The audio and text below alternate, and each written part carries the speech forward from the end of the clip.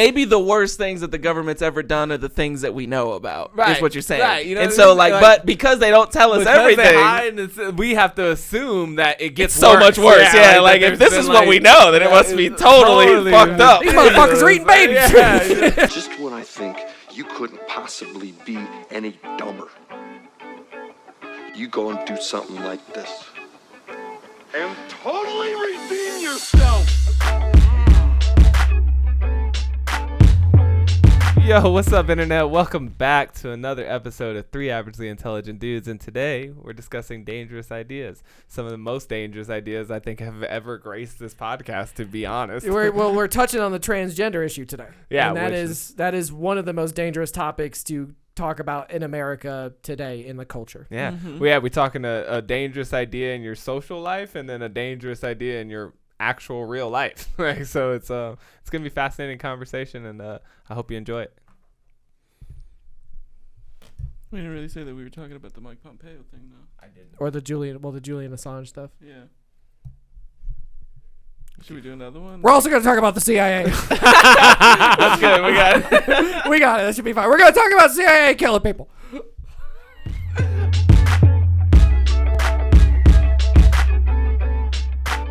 So, have you seen this fight at all? I've seen pictures where it was like showing this particular trans athlete and the transformation. Like it showed like before and after pictures. Oh, okay, yeah. And it was like, I saw it on both ends because I look at lefty Twitter and I look at conservative Twitter. So it's like one side being like, I can't believe, it's such a problem, like, blah, blah, blah. And the other side being like, look at it. It's a monster. It's like, Jesus Christ.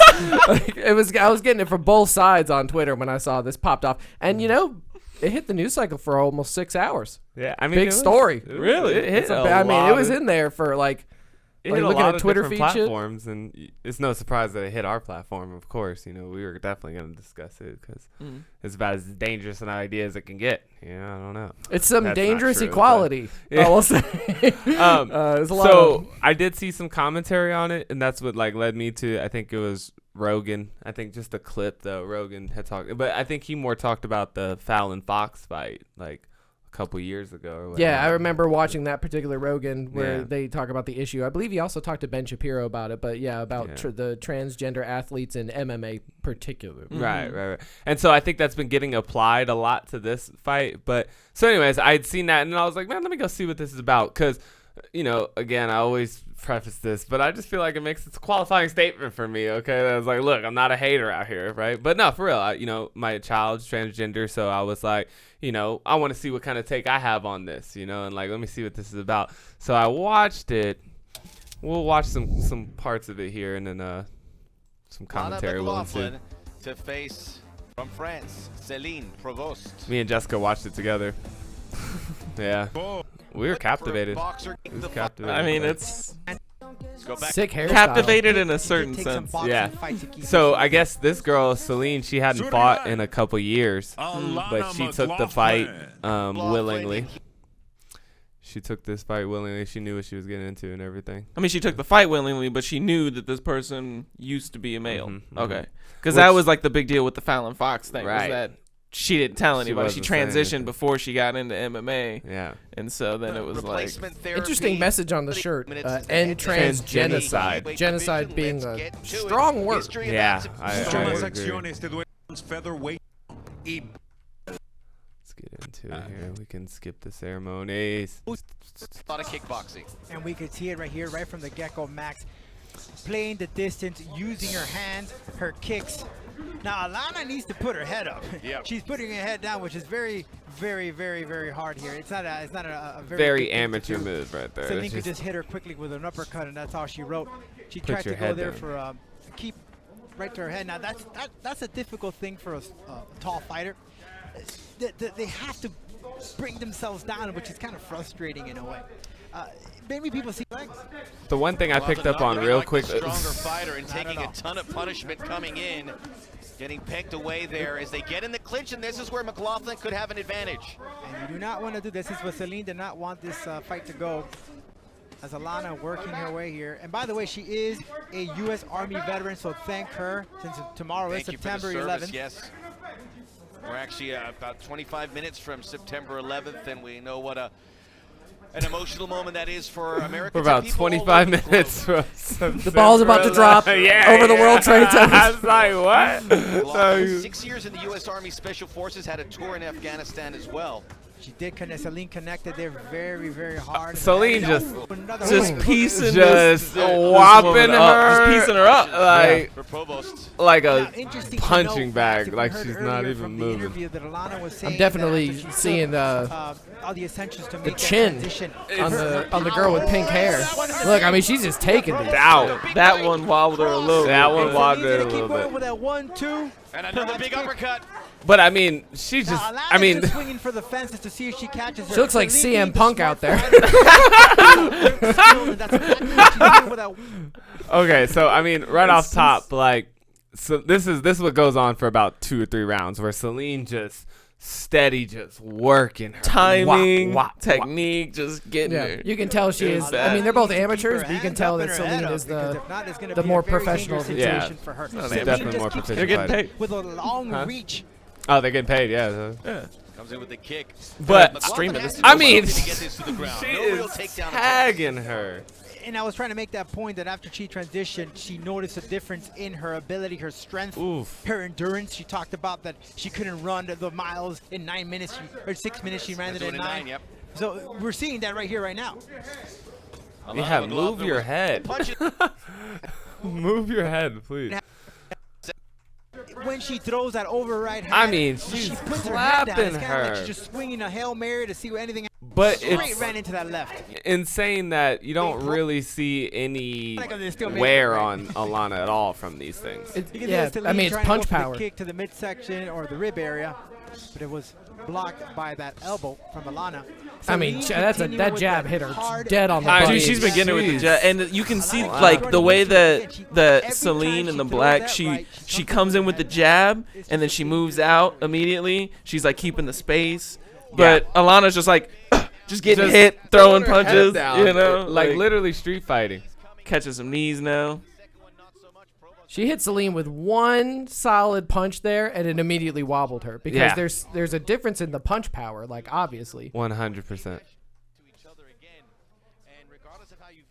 She punched her thigh. There was a point where she had Celine on the ground and was hitting her in the ribs, and I was like, Yep. oh, this is over. Yeah, yeah. Like yeah, those yeah, body yeah. shots, Yeah, I like thought you could she- tell they were thumping. Yeah. I mean, because my thing is, honestly, I'm going to tell you, oh, Yep, see, just look at immediately that. Just one wobbled. caught, and it just sent her back. I mean, she even looked to her corner. She's like, yo, what's supposed She's to like, do how many about times I that? gotta punch this Yeah, girl in the like, face? for real. I punched her 78 Yeah. times with the fucking jaw, and she just trucking taking forward knees. like Tank Abbott. You know what I mean? Like, It's got a it's chin. wild. Yeah. They mentioned something interesting in the commentary. The commentator said after she transitioned, the girl in the pink hair, Alana, after Alana transitioned, she lost 3 minutes off of her mile and saw like a significant reduction in like her athleticism is In her essentially what he was endurance and alluding stuff, to, yeah. which is essentially saying that I thought he was saying that she felt better. Nah, she's no, saying that he was she saying a felt loss, she lost a major lot of- loss in Okay. strength. Here we go. Is where the. Yep, just pick her up. No big deal. Just pick her up, throw her on the ground. It's where technique comes into play though, because if Celine was like a much better ground fighter, she'd have. She could maybe have made some moves Yeah. here. You know, like I would agree. Like that was the move for sure. Technique is much more at play on the ground than it is standing. Not Yeah. that it doesn't matter, but I mean, if you could just take everything that your opponent's throwing Yeah. at you and then have that 'Cause- one-hit knockout power, then standing is pretty much just like a when more than an if game. They did this to us in combatives training when we'd go to combatives training in the military. Been there. They'd pretend to like they'd make the little guy fight like the biggest guy to show that the techniques could overcome a huge size disadvantage. And I mean, like I fought that Good fight. reversal there. Yeah, really good. But I fought one of those as well. yeah, and I wouldn't say I was effective. I held my own. Like I was able to stay alive throughout the time till time ran out. But I was not able to. So that's yeah, it. she gets Yeah, back she over gets on this rear top, and naked then she choke just hits her with the rear and- naked, and it's a wrap. The rear naked choke of equality. God damn it, that The joke raw- is so good. The raw, tight bicep of. Dude, that's a meme right there. Just put LGBTQ plus on the bicep, just cutting off her circulation. Yeah. So I mean, like I said, my first impressions when me and Jessica were watching this, I was just like, it's just not a good look. This is just not a good look. So for a number of reasons, Celine is so much more skilled than Alana was, and like had a lot of the physical advantages over her in reach, and I think she was like a couple pounds lighter, but height, reach, and like I said, from jump was just technically light years ahead of Alana. And I think that if there was another female in there, like or a biological female, that it would she'd have got molly rocked. You know what I mean? Like shit, I'm looking and I'm like, I don't even know if I could take some of those punches. So I mean, I'm not gonna sit here and say, oh well, Alana's just being able to take that punishment because she used to be a guy or something like that. I don't really know, but I'm just saying it looked pretty brutal, and she ran through him like it was nothing, and then just hung in there long enough to just catch her with this one random mollywop. And so it was just showing like literally what I would characterize as the problem with these fights is like, that brute strength or that bone density, whatever the hell you want to call it. Muscle mass or bone density. Yeah, whatever. Biological means. Right. Just it creates such a skewed playing field. I wish that Alana was more skilled. Like I wish that she came through and was technical as hell and was just tagging her up, because then I could be like, well, you just got outclassed. But I mean, for all accounts, had that gone to decision, Celine wins this fight. Like, if anybody, if they were like counting punches or something, if this was a karate match, she would have dominated in the first 92-3. Yeah, it would have been. I mean, like It would have been sick. But because she had these just biological advantages, she just overpowered her. And just trucked through and eventually just smothered her with a rear naked choke. Yeah. But I mean, you could watch for yourself, people. We'll give you the link. But it's that looked a little unfair. Yeah, just based off of, and we see just this the eye tested. with the eye test. Good point. Because like you could say a lot of things about it. She tried to even the playing field, like by transitioning to a woman and taking estrogen and hormones and things like that. She talks about a significant reduction in her mile lap time, and I'm sure she would talk about it in strength training and things like this, where you're gonna lose muscle mass, you're gonna lose some amount of athleticism, and still be able to just take 92 left jabs. Yeah. Well, because the problem is that it's not about what the testosterone levels are at the moment of the fight.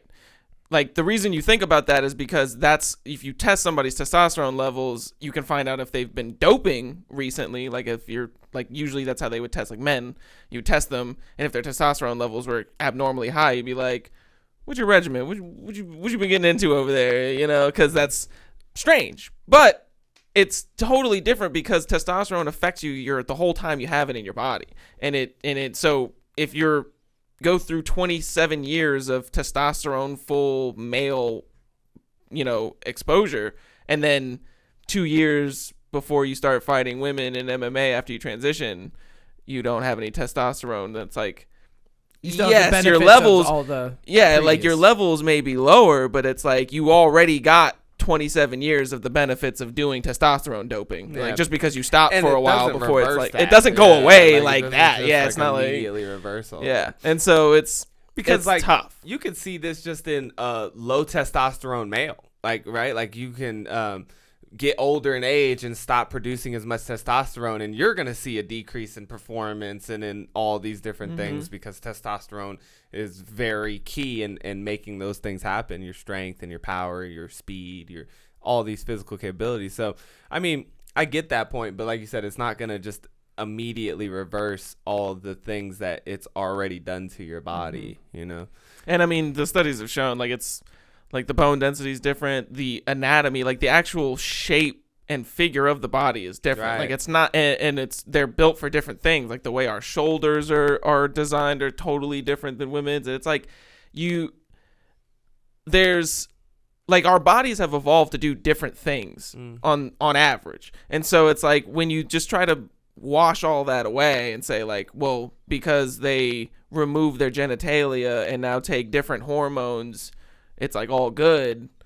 Like, what if they? Well, that's another thing too. Is like we have a very loose definition of what defines you as a woman when you're trans, in the sense that she doesn't have to get surgery. She doesn't have to take hormones. True. She can identify as a woman. That's now, true. does that make you eligible to go into women's sports without making any sort of hormonal or surgical changes? You know, if we don't have definitions of that and that's allowed, well, then that's, you know, trans people in women's sports, it just starts getting mucky, because then like if you're just, didn't make the men's varsity team, if I identify as a female, I could probably get a full ride scholarship. Yeah. I mean, you could see people that weighing decisions in people.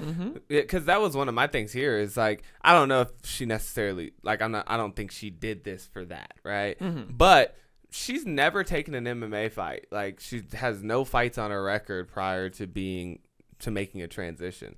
So it's just strange. Like, I would be less, not skeptical, but I would just, I don't know, it would feel better to me, I guess, just on a feelings standpoint, if like that was your passion, you know, you love that, you've been doing it your whole life, but you identify as a woman and you transition and you don't want to lose your passion, you know, like that's something that I could just sympathize with or empathize with, right?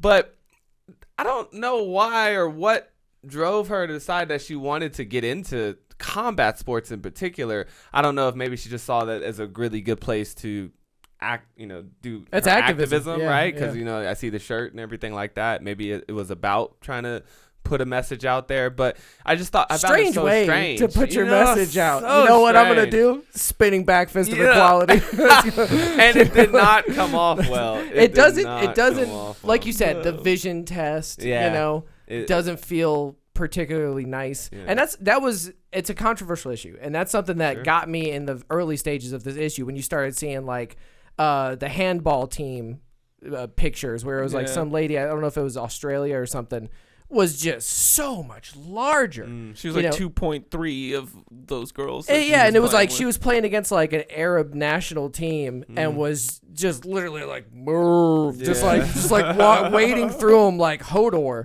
You know, like it was like it was impressive, like the size difference and the vision test. Like it would just looked like, damn, that doesn't seem very fair. That looks like a man beating up women. Well, not even just that. It looks like a trans woman that's way stronger than her opponents in every aspect. Also, literally 3 times their size. Yeah. So it's difficult to find a competitive field where this is gonna not cause any sort of problems. I mean, when I saw her Celine get rocked, like, you know, whether it's my programming from societal views and stuff, but I mean, it cringed me, you know, like I felt really bad. I was like, eesh, that's not a good look. And that was my thing, is like, there's so many different ways that this could have gone down, because like, look, we're not even talking about like, this one was like a fucking special forces, like, yeah, the picture in the like, little thumbnail. Yeah, there, we gotta see that. She like, was ripped and full of mess. I mean, like,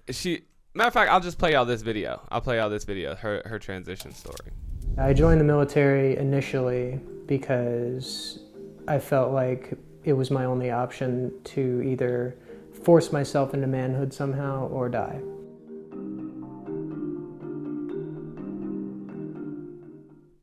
I wouldn't say that I felt like I was in the wrong body as much as I was in the wrong role. Gender boils down to a lot more than just your physical form. Until recently, Alana was known as Ryan. I joined the United States Army Special Forces. My job was still a combat role. I was a shooter first. I fought, you know, like I did all the things you're supposed to do. I lifted weights, I grew a beard, I ride a Harley. It didn't change anything. You know, I was still crying myself to sleep at night.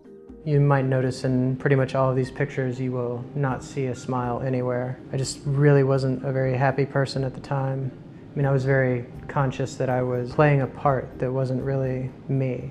I felt forced into something. So I sort of constructed this false personality that was just a combination of action heroes that I could think of as very much the stoic, violent male archetype. I don't really see myself. I see almost like an empty suit of armor. I was trying very hard to meet the expectations that society and my family put on me. Alana had a troubled childhood.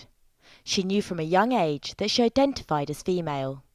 She was also a victim of sexual abuse. I had two prayers growing up.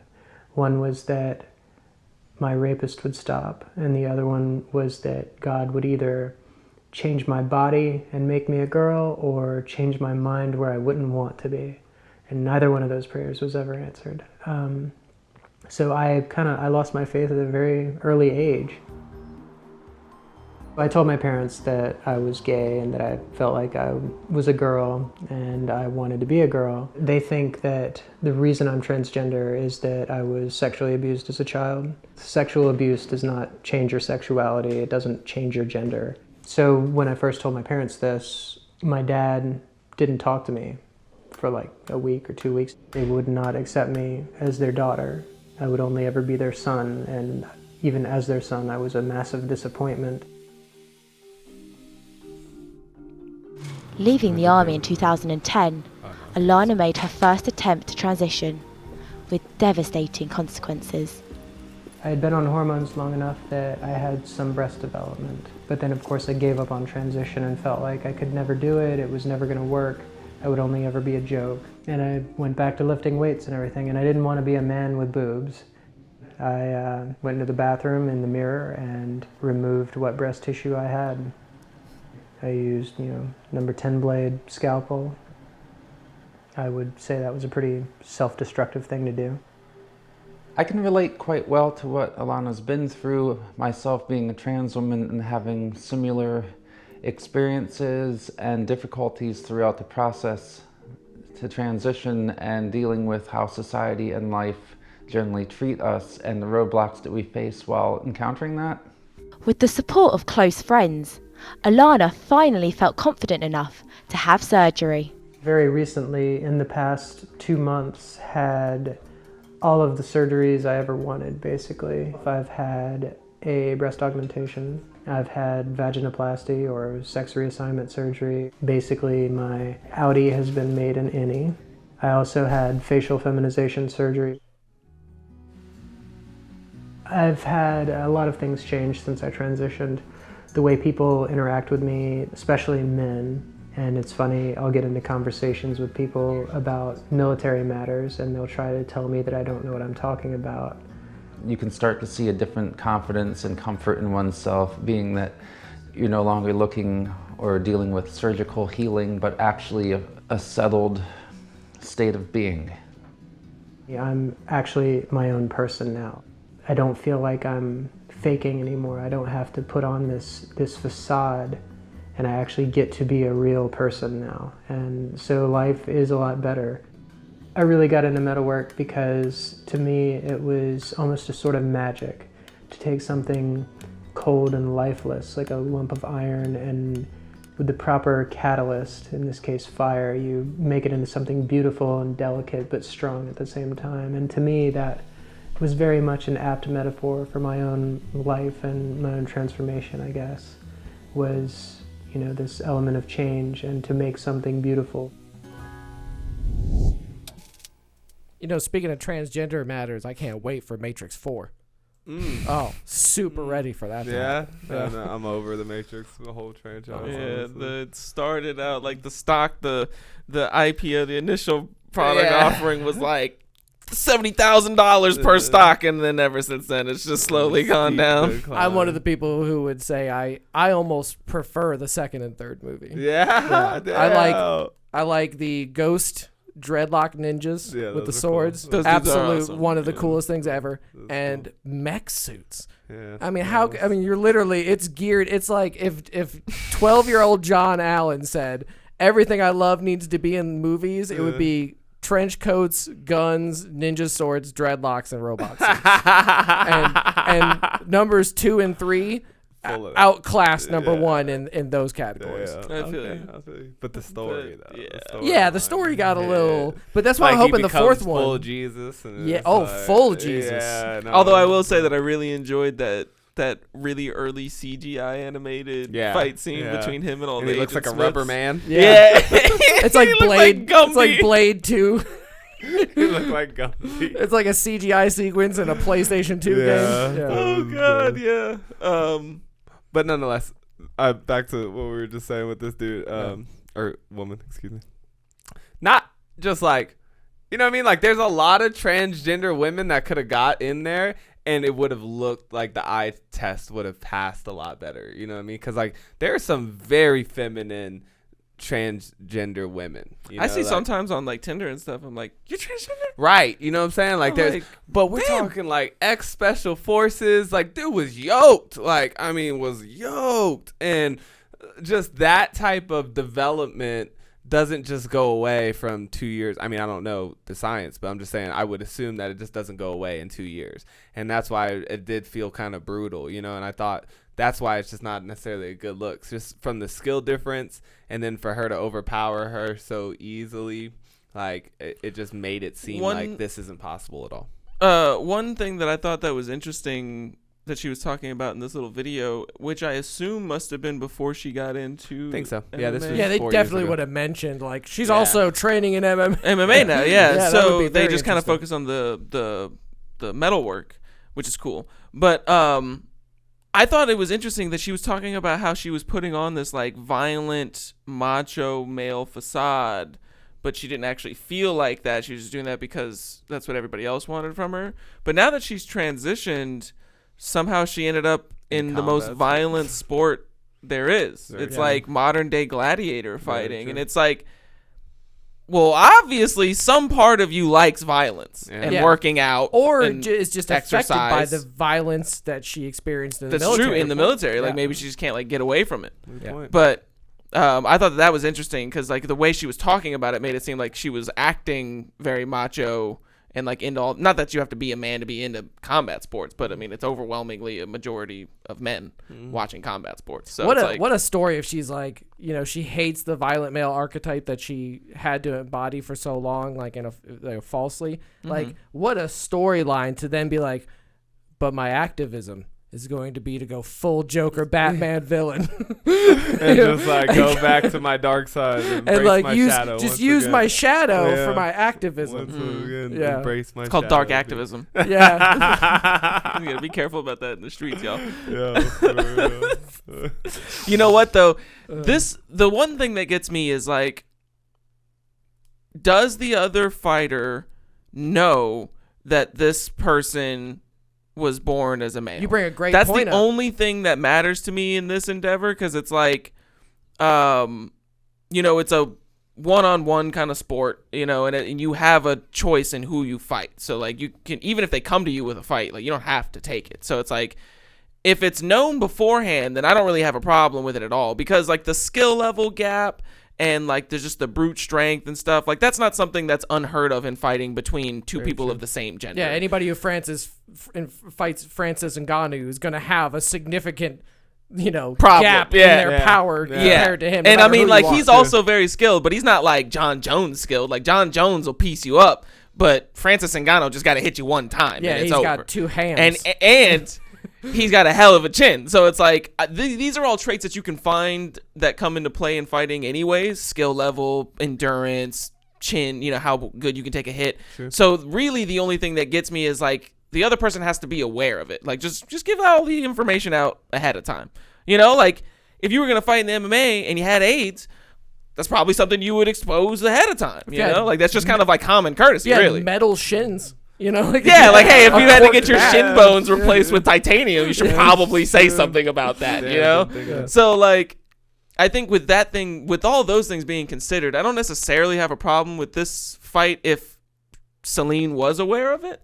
But you're right. Like, I do agree that the eye test is like, ooh. Like, you hit my points I wanted to make exactly, which were, this should totally be allowed. Yeah, 100% should be allowed, especially if, like you said, the information is there. Like if I take a fight as a biological woman against somebody who is assigned male at birth, as long as I'm aware of that, go to town. Right. Even if you want, it's super disproportionate and one beats the shit out of the other one. You signed up for this. As long as you're consenting. Yeah, it's consenting adults. As an exhibition match. I'm okay with that. As an exhibition match, as like a non-competitive fight. I don't know how to explain it, but for you to be able to still cringe is kind of my rack up point. points in a competitive nature, as me and Mac were talking about this before, I was like, okay, but what happens if you're just in the MMA, right? And you become the title belt champion in 3 weight classes, you know what I mean? And the only way anybody can get that belt off of you is by beating you. It's your belt now. So it's like, well, take it to dominate the sport for a decade because nobody can beat you. Yeah, because you take it to the level of, let's say, someone like Francis Ngannou transitions. Mm-hmm.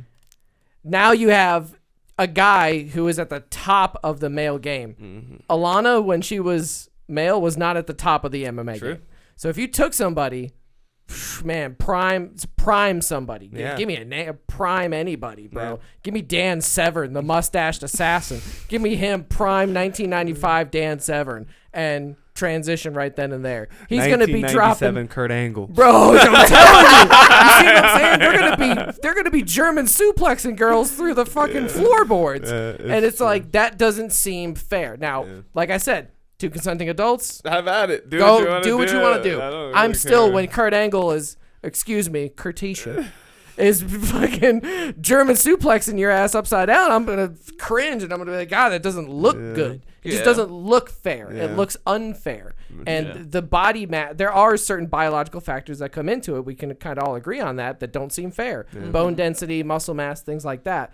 It's just a tough thing to wrap your head around. Where does the line go for you guys, though? Like, that's where a lot of people are struggling with, like, the fact that it's combat sports in particular. But could you see, like, this kind of crossover in other sports? Like, bowling? Yeah, I mean, crossover, no. Golf. I don't find that. Well, it depends. Like, I think that the most pragmatic solution would be to have just like a co-ed league alongside all of the separated leagues, so that anybody that wanted to do both C's go for it. You know, like there'd be like the NBA, the WNBA, and the All-BA. The integrated. Yeah, the IBA. Like it'll just be everybody free for all. Whoever wants to play can play. And so it's like, then you'd have biological males who are still male and biological females who are still females. You'd have trans people. It'd just be a mix of everybody.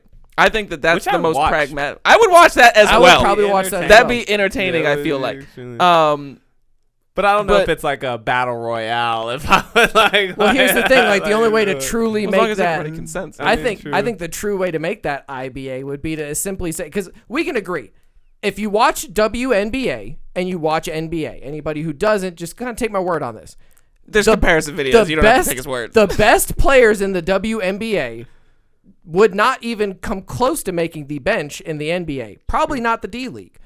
But you take the lowest paid, like take the Jared Dudley of the NBA, shove him in the WNBA, we're talking golden boot. We're talking this man is going to be putting up mega numbers.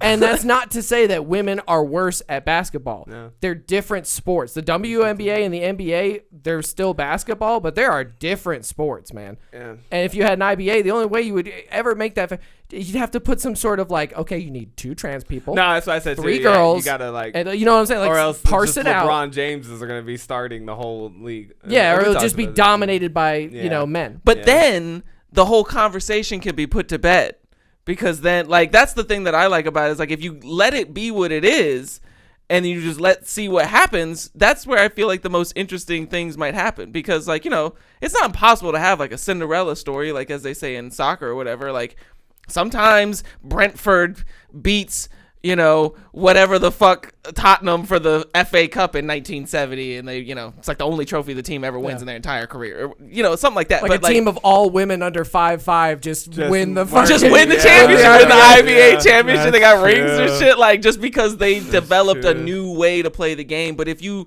start the whole thing off with these like arbitrary rules to like make it fair, then you never allow room for any of that innovation. Then you're just talking about who can find the best 5 people that fit the racial and gender quotas that you've presented. But I kind of feel like that's how we got here in the first place. Like I don't know, because I wasn't around at the advent of competitive sports or whatever. But like we did this already. You know, we separated men and women. There's a reason that we did that. But you know, like you don't see 12-year-olds out there trying to play NBA. It doesn't matter how good you are. It's just like you're in a different class. You know, like it's same thing in in fights. It's not just anybody fights anybody. There's weight classes and there's a fuck ton of them. You know, we're always trying to make sure that the playing field is level in some way. You know. Well, that's what I'm saying. I'm just saying the solution to the advertised problem. Like, I'm not saying that that's what I would prefer to see. Like, I like that they're separated. I think that makes sense. And like you said, we did that for a reason. Because let's not forget, it's not like men had a problem with beating women up forever. Well, part of the reason was also that we just did not allow women to have sports. Like, that's true. That was a big thing. I mean, when they created the soccer teams in the 1880s or something, you know, when like Man U and all these things, there was no women's sports going on at the level of like professional. You compete against other women in a series. It was like until World War II, it was just like that wasn't a thing. Yeah. Especially not in like NBA like type of like basketball, baseball. I've seen a league of their own. I know everything about this topic. I'm well educated. I'm so well educated. I've done my research. I've done all my research. I watch a league of my own. But see, that was the whole thing that broke with the Fallon Fox story, which is the one that happened a few years ago, was that nobody, like, she wasn't openly transgender when she started her MMA career.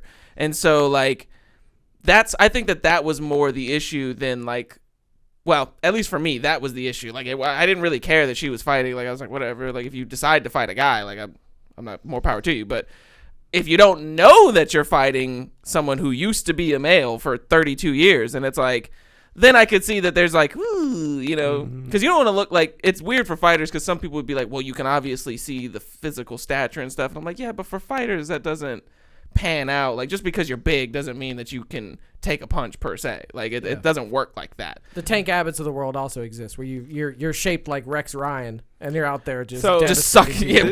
This is a good point to make, because, you know, like, I'm definitely not saying that. Like, no women can whoop a man's ass or like anything like that. Hold on. A classic battle of the sexes. I remember, I think it was in the 70s, they had the tennis one, where it was like the really good female tennis player played against a male tennis player who was like, they were having this battle of the genders type thing, and it was all over the news. It was like a big story, and the girl beat him. It was I mean, there's a video in the chat that I put in where Ashley Evans, who's a biological female, beats Fallon Fox to give her first MMA loss of her career. So, I mean, it's not like it's impossible. Like, Ronda Rousey could beat up, like, a lot of people. Like 40% of men. She could destroy me. Yeah, like the problem is that there's two bell curves, men and women, but the extremes are pulled away from each other. So like at the very end of the male bell curve is like this much further away than the extreme of the female bell curve. Yeah. So like you said, if you ever had like a Francis Ngannou versus Amanda Nunes, who is like a double belt champion in two different weight classes, there's no contest. Like, Amanda Nunes is getting smashed. Like, it's just not happening. Yeah. I doing my research for this, I came across this funny little video, which is just like a little viral video, and it changed my views on it. Like, I mean, having watched the Alana fight in that context, and, you know, everything swirling that, you know, I was kind of in a mindset, and I was like, yo, this shit fucked up, you know? But then I watched this, and I was like, you'd be forgetting how bad people are at fighting. You know what I mean? Like, it could still very much go any way. Challenge Darina Madzuk. The whole event was organized to drum up attention and to get people talking about MMA, something they certainly did. Grigori, a blogger, entered the ring with the swagger of a champion. That walk. But ended tapping out. He's tapping out to nothing. He's just getting hit. He just can't flip over. That's the turtle move. Yeah. Oh no! She fought him in a skirt. She fought him in a skirt. That's a great picture. A young female wrestler known as Emily the Showstopper on her YouTube channel was more than ready to take on a 15-year-old green belt. At the start of their match, both fighters seemed to get the upper hand on the other at times, but it was Emily who eventually managed to dominate her opponent, forcing him to go on the defensive. Unfortunately for the poor guy, Emily managed to pull off a triangle lock that led to the referee calling the fight in her favor. She pulled over and full mounted that dude. Yeah, that was nasty. Number 8. 4 YouTubers decided to take on a professional MMA fighter, Misha Tate, for a video that certainly entertained their viewers and embarrassed the content creators. Oh my goodness. One by one, Misha grappled, tossed, and choked each of the guys with very little effort. All the way through, Misha Tate. you can see that Misha is enjoying watching the men squirm and forcing them to tap out. One even resorts to running around the ring, a strategy that prevented him from getting beaten up, but unfortunately didn't win. She's hit him with the standing guillotine choke. Number 7. Literally had him off his feet. Sports hosts are the first to criticize fighters on their technique. But what happens when one steps in the ring with a professional female boxer? Well, one man who learned the answer to that question was Alex Monaco, who found out very quickly that he was a small fish in a very big shark tank. What didn't help Alex was the fact that he had never boxed before, whereas Danielle Wolf was a female boxing champion, a continental champion, and was also on the 2016 USA Olympic team. It is obvious that Danielle didn't want to hurt Alex, holding back her strength and refusing to uppercut him.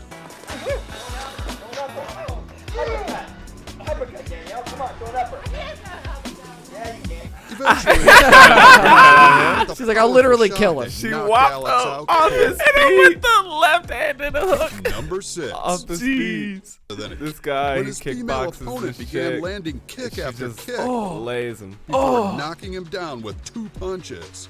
He didn't fare much better in the next round when his awful defense meant she could repeatedly punch him in the face. The rest of the fight hit him with that fucking before the bell rang. Hit him with that damn Dawson fucking shit to the dome, dude. Not great for a quick hold. Unfortunately for him, his opponent had the flexibility and the speed to quickly slip out of it and turn the tides on him.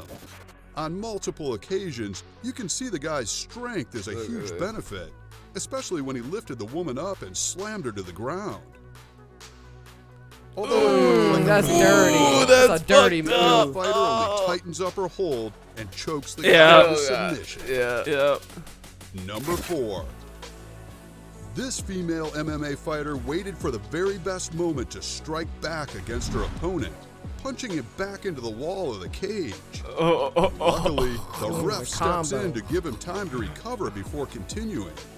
It's clear that the guy underestimated the power of the female fighter. And just even stepping forward this guy on seemed him. number. The last one's the best. An internet with Tara La Rosa stamina, allowing Tara to maneuver. Oh, this dude, internet troll, and then he fights her, and she just fucking works him. He's all tired. He gets tired, and like, that'll happen. This is the best. Once again, we see Ronda Rousey step into the ring with someone who thinks that their years of reporting on fights will somehow give them the edge over a professional. In this case, it was Aaron True who threw down the challenge and instantly regretted it. Before the fight, she beat him up in told jeans. Rousey how he thought being a male would ensure an easy win against a professional. I've got to be honest. I don't think you have as much strength and can compete with a man, even though I'm a white belt. This clearly fired up the MMA fighter. Well, women to men in general, maybe, but Ronda Rousey to you? Oh! She's a judo master, bro. Look at this. She broke perfect 4 hip ribs. throw. Oh, yeah, that. Like all the others you saw in this video. Your hip is hurting, bro. Broke 4 ribs and crushes nuts. Yeah. See, that's the thing that people like when you say people want to take out the fact that or insinuate that they don't understand that when you say men versus women, you're talking about generally, on average, and that's why yes. Are there people like Ronda Rousey and Misha Tate who could beat the shit out of like almost every dude you've ever met in your entire life? Absolutely. Right. But again, the top male versus the top female is a very skewed fight. It's the macro versus the micro, right? Right. So in the macro, men will generally win. But when you just Just some grab dude versus some random woman. dude, Yeah. grab random woman, you're gonna get combinations where Yeah. a woman just straight levels this dude. You know, 'Cause I will say if there's some Alana, dainty dudes out there too. if Alana fought like Rose Namajunas or somebody like that, Yeah. Alana would have been destroyed. right, Absolutely. Right. Absolutely. It doesn't matter how good Yeah. your chin is. Like Celine put up a good fight, and she looked like an amateur, but more professional than Alana. Mm-hmm. But Ronda Rousey, any of these Yeah. other names like that. Well, there's a reason why she wasn't fighting in the UFC. Yeah, She's because- fighting in some Combat Global France. because Dana White won't allow it. Well, exactly. Well, that's another thing to talk about too. Is like UFC isn't like a public thing. Like it's not like No. you know, it's Dana White's thing. Yeah. Same with so I'm no, with it. now I'm not sure about the rules and stuff with like the Major League Baseball and the National Basketball Association or FIFA, but those seem like private entities as well. FIFA is 100%. It's well, FIFA's definitely FIFA's like its own board and everything. like, They got a whole. that's a whole podcast episode. They got whole conspiracy series. Government. But yes, that's why the UFC is the Ultimate Fighting Championship, and then the NBA is the National Basketball Association, which is just an association of teams that come together to form this conglomerate, if you will. It's like a monopoly on basketball, kind of. Well, not it's a cartel. It's a cartel on basketball. That's exactly what it is. Like Basketball mafia. It's a basketball mafia, exactly. But I don't think the UFC runs like that, though. It right? doesn't. That's the whole point. Okay, like the UFC is a standalone thing, and then there's individual fighters that are underneath it. Hired by They're hired. They're private contractors, and they get contracted out for employment, just like the teams do to the players in the NBA. But then they all come together for this association where they also have like a board and Silver. Right. Who's it now? It's not Nate Silver anymore. It's Adam Silver. Is it Adam Silver still? He's the I'm commissioner. sure it still is. Oh, okay. Wait, for which one? For NBA? David Stern. David Stern. That's right. No, he's the guy who got Adam Silver replaced David Stern. Really? Yeah. Either way, it's one of those two names. See, All I can think about. Google search. All I can think about is that clip where it was like to stop doping in football. They were gonna put Roger Goodell robots in the locker rooms. He was like, "I'm Roger Goodell. Stop it. Stop it." Like, yeah, it's since 2014. Yeah.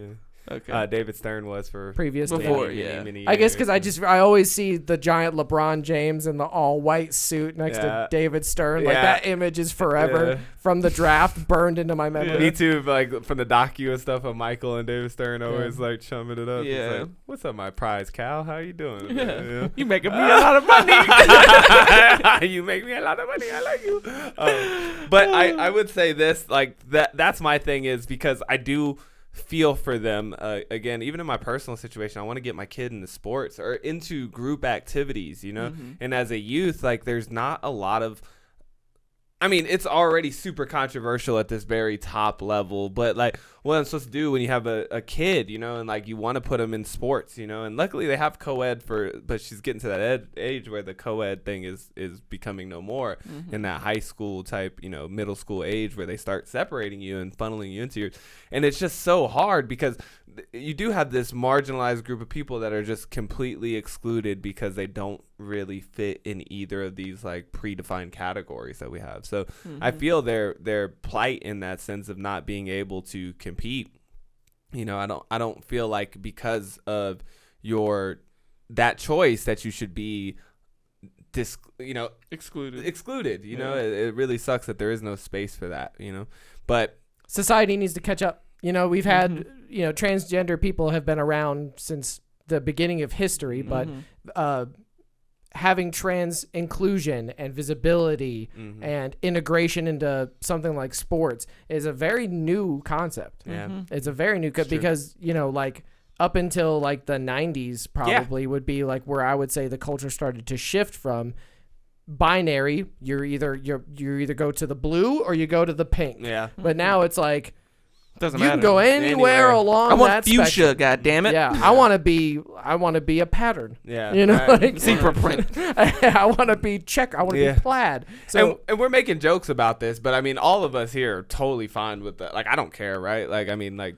be whatever the trans fuck rights are you human wanna rights. do. Like you should have the same rights. You are a human, don't right? care. So if you're a human, you should have all the same rights that Yeah. every other human has. It's sad that the world doesn't work like that, but that's my utopian viewpoint. No, for real. Like, I'm totally cool with her transitioning and all that stuff.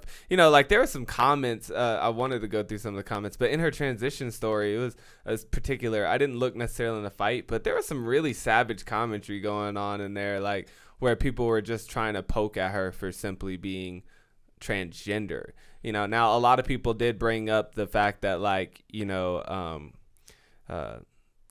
like this, okay, but this man is not a woman, and fighting women in MMA makes him not just a coward, but also a cheat. Shame on this man. You know, like that type of shit that I see a lot where it's like, no, you're a dude. Like, fuck that. You're a dude. Like, that shit's so whack to me. Now, if you want to bring up points like this, like a lot of people are saying like, hey, more power to you, but you shouldn't get to beat up on women and stuff like that, and making it about this other thing too, where it's like some type of domestic disturbance call or some shit. It's not like he's just in there just beating the shit out of his spouse or something, you know? Like you said, they both consenting adults getting into the ring. Yeah. I think you should be able to do that. That's not beating on women. It's one of the things about the information age that I don't like is that, this sort of opinion, if we didn't live in a world where the internet existed and you could instantly comment on videos with every other human on earth, if you had to go out and say that to people, you're right, and own that and not be anonymous, not be behind thousands of miles of wires. True. If you were just across the table from somebody and you're like, fuck that dude's a coward, blah, blah, blah, you're going to get, in a lot of cases, you're going to get pushback, and you're going to have to own your shitty take. And that's something I see, like, around, I don't want to like call people out, but definitely like, at the dinner table with like your parents or something. If they have a shitty take, you know what I'm saying? They don't have to own that outside of that dinner table. Yeah. They just get to have a shitty take. Yeah. You get to be like, well, this is why your take is shitty, or like, whatever, dunk on them in person like it's Twitter. And then you go about your day. Yeah. And that shit's not forever in the stuck on the internet for the entire world to see and upvote and to discuss and to, you know what I'm saying? And sway people's viewpoints. 100%. That's exactly you right. might be kind of neutral, but then you get in the comments and you see all this rhetoric, affirmation. Yeah, and you're like, yeah, that's the way it should be. Like this dude, yes, I identify myself as the king of England. Like, yeah, and that gets down to what John was bringing up earlier about the whole idea of the definitions. Like, where do we define, like, are you a trans woman if you simply identify as a woman without any sort of medical involvement at all? And if that is true, then are trans women, full stop? Because if that's the case, then like that's kind of, I guess, the logic that these kind of people are pointing at. Like, well, then I'm the king of England, and so that I guess I am the king of England, right. just because I think so. As an Apache. And so I think it's really important that not for the way you think about yourself, but for how, because this is the problem, is like people don't like the idea of like labels and boxes, which I also see the negatives in it, but they're also very useful too. Like having categories for things isn't just like a thing that we do for no reason. How we like figure out how we figure out stuff. And like, you have to, like, there's certain rules. Like, you can't have a rule that says like you can't assault a woman. Like, there's like specific laws like for assaulting women. And so if like you assault women, you can't have a rule if there's no such thing as man and woman that delineates that. Which that example is not merely the best, because you could just call it assault and it really doesn't matter who it is, which is how I feel. But I think for things like sports and stuff, things that are separated, like you have to have the categories there to make an actual functioning society. But then that requires like, okay, well then we need to know exactly what the boundaries of this category is. It's time for a full-blown study. They need to do some study and some research, some science. Get science in here and figure out some answers. But no, seriously, I mean, like, because those are really good points. It's like kind of reminds me of when we were talking about abortions and stuff on that episode. And like, well, when is life really become life? These like certain things that we haven't really quite been able to categorize, and that's the sense too. It's like having some clear parameters I could be down with, like, what if you started your transition before you ever had a male puberty?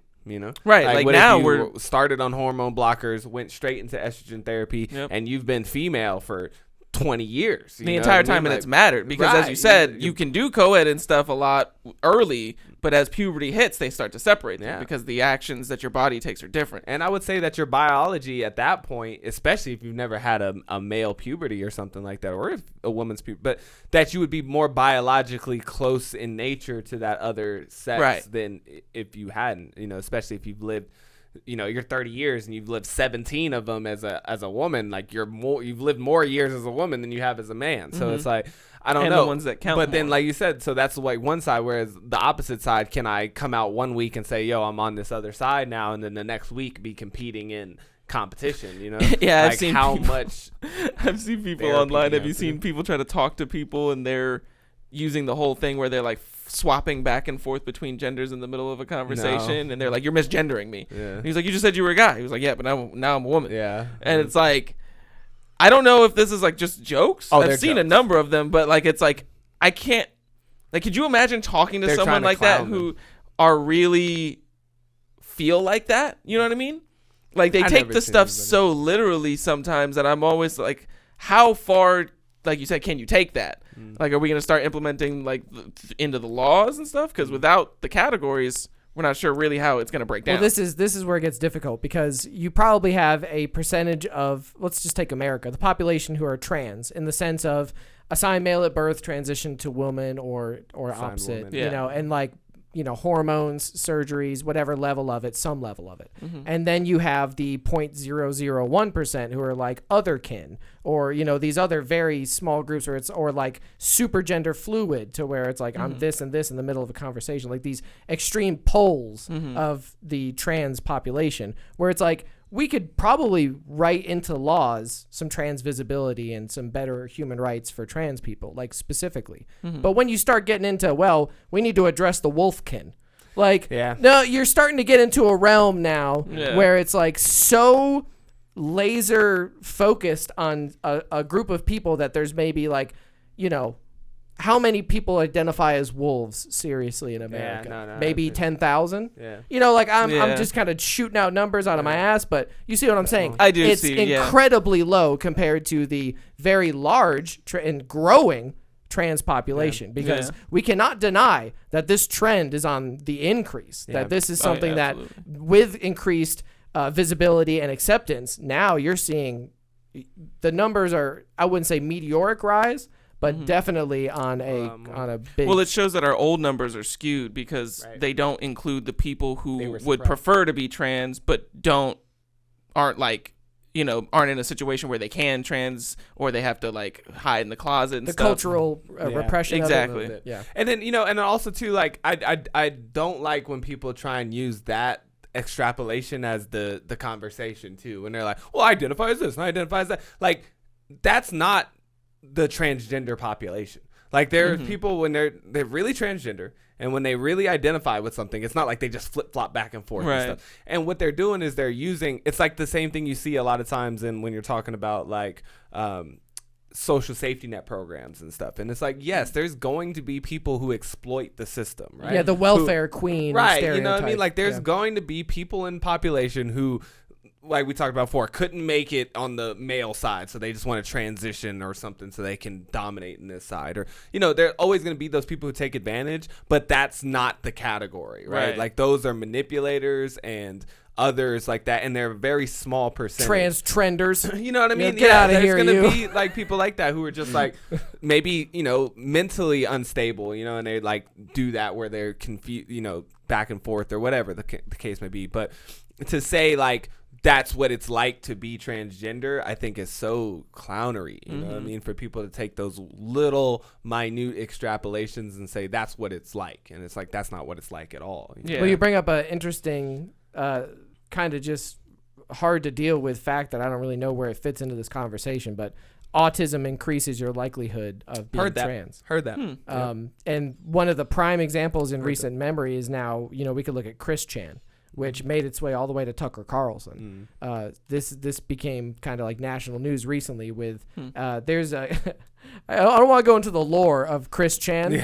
Basically, he's probably the most written about human on the internet is something I've heard. And it's because of his involvement in forums and message boards and the amount of people who took the story and essentially trolled and memed it for the past like 10 years. He was just like this autistic guy who started putting up his, drawings of his own comic on the internet. He eventually transitioned to a woman. People fucked with him for years and would get him to send them nudes. And then he started molesting his mom. That's the story that Tucker Carlson grabbed a hold of. It gets real Chris Chan performed oral sex on his mentally deranged mother who has dementia, and admitted it, and then the police arrested him. And now the big story is he going to go to a women's jail as a trans woman who still has her penis? So this hit the national news recently, but I've known about Chris Chan since like 2008, since my first experience with before the whole mother episode. Way before. That only happened maybe last year or this year or something. That was literally weeks ago. Actually, weeks ago, because I had just learned about the lore of this through message boards from long time ago, and it's such an interesting story. And one of my favorite YouTube channels, they do this thing where it's just like a random guy in your friend group in front of a dry erase board, and he'll explain something very intricate to his friends for hours. And there's a guy who does that in front of the dry erase board with the Chris Chan lore, and it's like a 4-hour long video where he's just going through individual because this kid Chris Chan wrote all these comics, so you could just read his comics and then extrapolate his humanity from them, because you put yourself in those things, especially someone who is severely autistic is going to put their lived experience into these comics, and he eventually becomes a character in his own comics. It's very deep. Wow. But this brings up that area of where are you going to put a trans criminal? If she has her penis, are you just going to put her in an all-female unit in a prison? Because now we have female prisons giving out condoms and birth control because of this problem. And it's like, how we need to weird. We need to address right this. now in male prisons, a lot of times they segregate them as well. Like the transgender population usually has their, I'm getting this off of shows and movies, so I don't really know, but I would assume that they did their research, assumption, but that they tend to put them in their own, it's not their own. It's not like, all the transgenders, but a lot of times there's certain populations in prisons that are routinely violated against. Well, because prisons are very segregated, right? And people think that the prisoners do. It's kind of the way it is. I remember when I went to jail for a while, and it wasn't like I went to jail I had to stay there for 72 hours because I got jail, not prison, convicted of truancy. Yeah. So the judge made me sit 72 hours. Well, at first they put me in a Mexican holding cell or a Latino holding cell or whatever. And I remember I got there, I sat down on the bed, and immediately everybody was checking me, and I was extremely, I was like, oh fuck, it's just like in the movies, I'm fucked. I'm in the wrong fucking and they were all speaking Spanish to me, and I was just panicking. And this went on for about 30 seconds maybe or so before they were like, hey, you, Sloan, come here. And I was like, they were like, get your things. And I grabbed all my shit, and I come running. I'm like, oh my God, thank you, Jesus. And then they took me to a different holding cell, and they put me in with an old Asian guy and this older black guy and some other cats. But it was the miscellaneous. It was the miscellaneous holding cell is what it was. It's on God. I just see the tabs Mexican gangster, black guy, meth head white dudes, miscellaneous. We'll just toss you in the rest of them, bro. Dead ass. That's what it was. It was real chill. They just let me sleep the whole time. They taught me some cool little jail tricks and stuff, but it was chill from there. But then as I thought about it more and realized, I was like, these guys thought that I was Latino at first, and quickly realized that they had made a mistake, and then they moved me to an uncategorized. And then when I seen things I can't remember what the show was off top, but them having this whole it wasn't a show. It was actually a documentary series. So this is more based in real life than I thought it was. It was a documentary series. They do all those jail shows and prison shows. And they had this whole transgender population in that kind of miscellaneous category. And they were talking about that, about how they couldn't get into general pop and stuff like that because there would be a lot of problems. Yeah. And that's why, if you're wondering why the security forces of a prison would do that, some of it you could say maybe is by racism because, you know, they don't want to mix the races or whatever. But it seems much more likely to me that they're trying to avoid conflict and issues that they're going to have to deal with. So if they know that some of the people that go to prison are racist, then it makes sense to separate the races because then you have less potential for conflict, even though they're all going to fight within each other anyways. But now you're not going to have like some fucking crazy race war break out in your prison. Yeah, no, I definitely think the conflict came first, and then now the guards or the administration of the prison is reacting to that. Right. Like they're not segregating because they want it that way. It's just like they realize like if we don't do this, it's going to be a chaos for us in this prison, and so they do it. And some prisons aren't like that. Some prisons just self-segregate. You know, like if you're like a huge super dark black guy and you're in prison and you just go sit at an all white dude table, everybody's gonna look at you and be like, what in the hell is going on? Like, or you could do the reversal. Like if some white dude just walked over to the all black guy table and sat down, like it's just not gonna work out like that. Yeah, it's different rules there. Yeah, it's a completely different society. I want to say God bless America. Yeah, because in this conversation right now, we are discussing what we're going to do with our slaves. Yeah. I'm not even joking. Yeah. Like in our Constitution, if you are convicted of a crime, you are now a slave based on the definition of in our Constitution. So we're discussing like how to segregate our slaves to keep the violence and the rape at a minimum. Yeah. God bless you, America. That's a poignant point right there. Isn't it strange though? Yeah. Like it's literally we're like, how do we treat our slaves better? Yeah, it's fucking weird. It's weird. It's weird. Yeah, but we gotta be fair to the slave. You know what segregates the slaves. She feels like a woman. Put her in the woman slave prison. I mean, he still got human rights, like you said. He still got rights. They're, of course. They're minimal. Rights. They're minimal. I mean, but they really shave them now. Yeah, so they really get down like the last. It's like the unless essential like oils of rights. Prison, like we talked about the Guantanamo Bay type. Where there are no rights. There are no rights for you anymore. Well, now we get to stream those no rights. We're gonna get into that for sure. It's fucking crazy. Well, matter of fact, we can scoot over that way. But I was gonna say like that seems to be the solution I see going forward.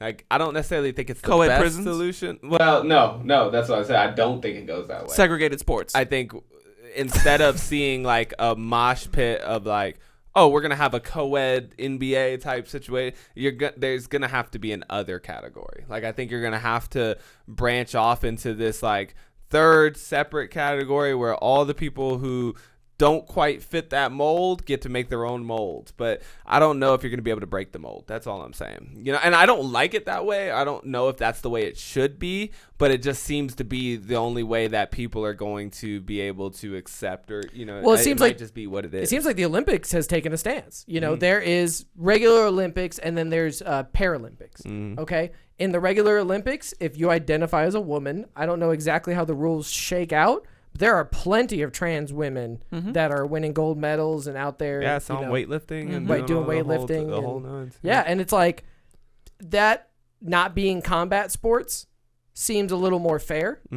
It's really the combat sports for me is one of the things that just it's just really hard to get behind completely. Maybe just because of social conditioning, like I said, of just the sense that like men don't hit women. Yeah. Well, just the consequences of someone with greater bone density being and able to more mass being able to really injure somebody. Yeah, it's true. Not to say that a woman couldn't injure a man. It's just, you know, you have an unfair biological advantage to an extent. Because that's why I think, I'm sorry, I didn't mean to cut you off. No, I was just going to say like that advantage might still exist in shot put, but no one's going to get fucking brain trauma from it. And that's exactly what I was going to say. I was going to say that biological differences still exist in weightlifting or something like that in particular. You know, like, but you're not throwing weights at each other. Yeah. But there's a lot of sports that I could see where, like NASCAR.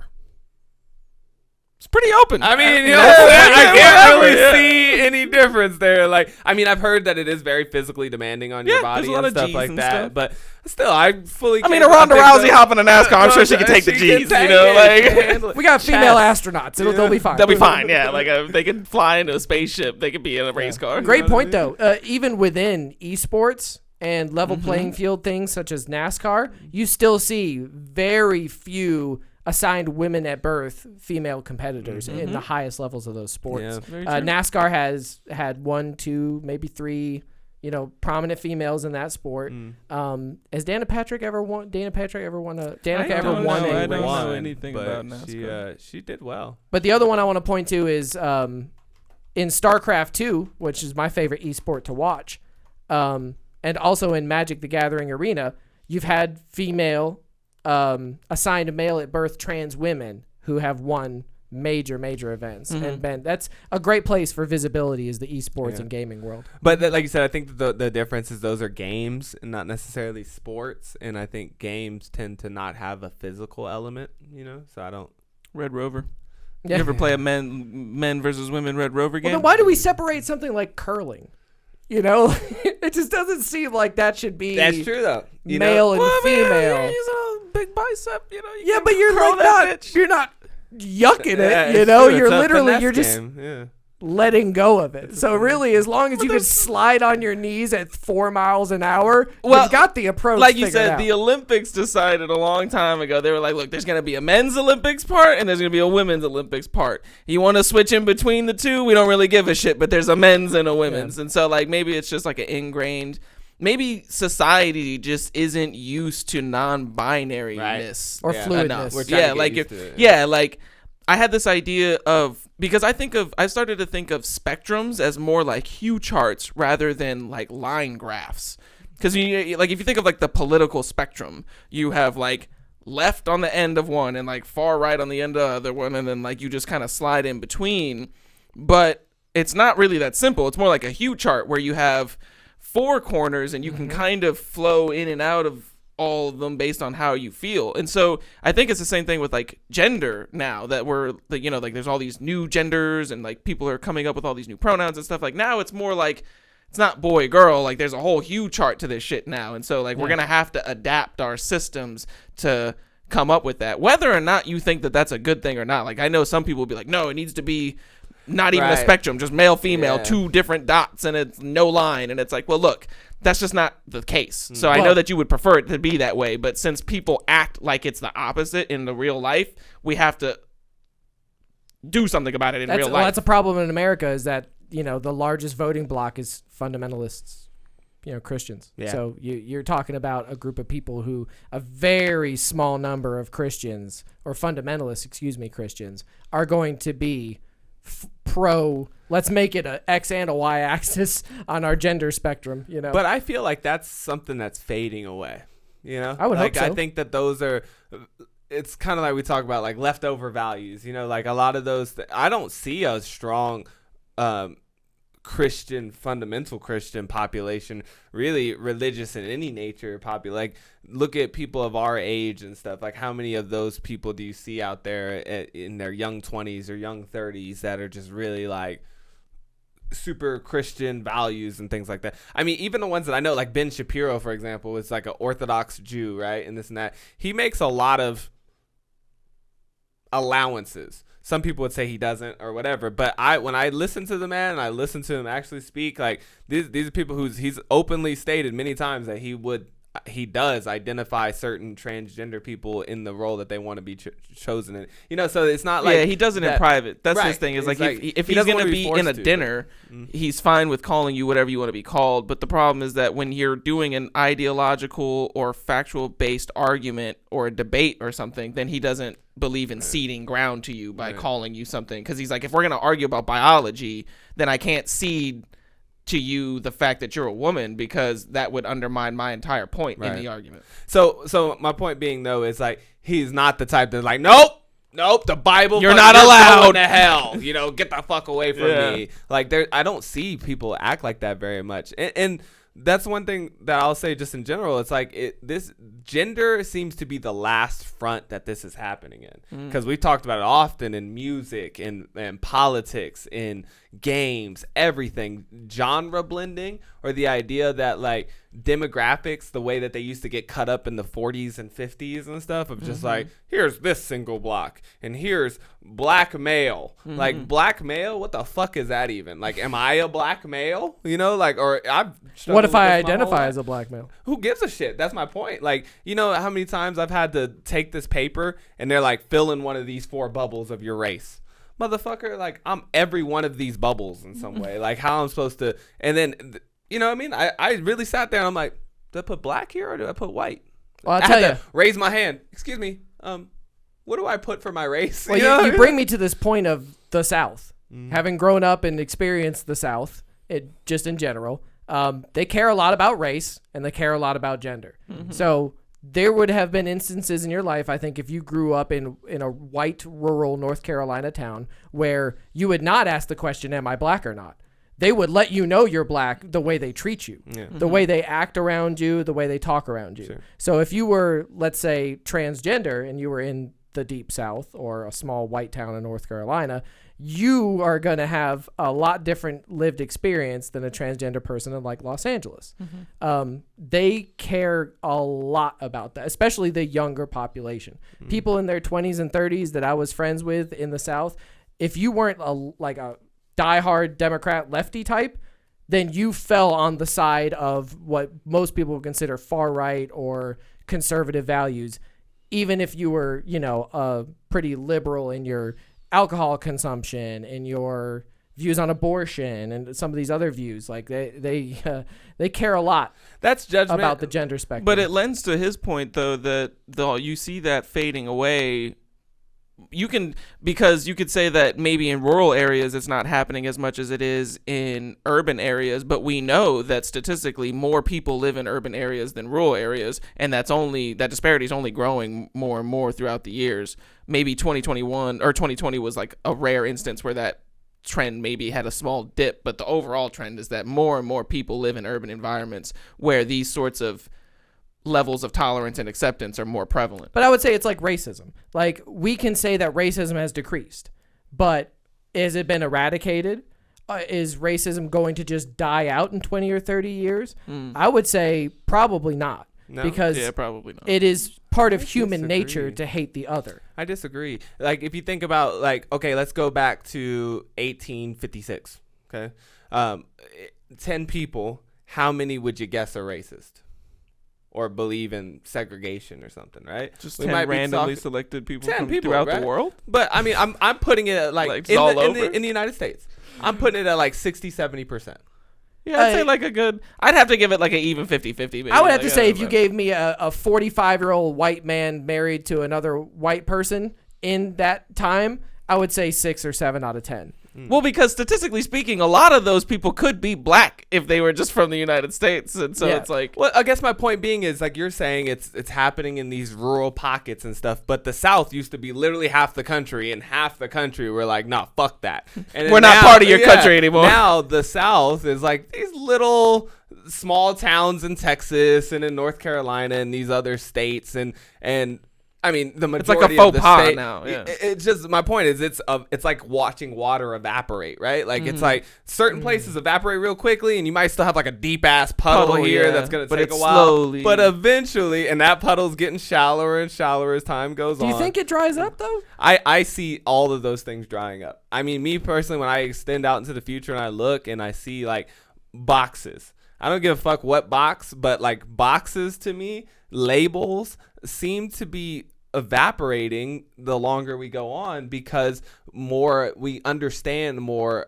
like we have the internet and we get to exchange in ways that we just didn't get to exchange back in the day, you know, like culture's really more fluid, right? Yeah, back in the day it was segregated by nature, not even on purpose. Yeah, you didn't know what the people across the Atlantic were doing. What was happening outside of your rural little community, you didn't know. You had no fucking clue. So to you, this is like this everywhere. Yeah. Now we see it's not like anything anywhere, right? It's like it's completely totally different everywhere I everywhere. look. Yeah. And like I said, now to me, not that this is the cause, but I think that a lot of it's like when you play a video game and you play the video game from a young adult, you live in this simulation where you be anything you want. You want to wear whatever the fuck you want. You can dress in it. You can be a man. You can be a woman. You can be an orc.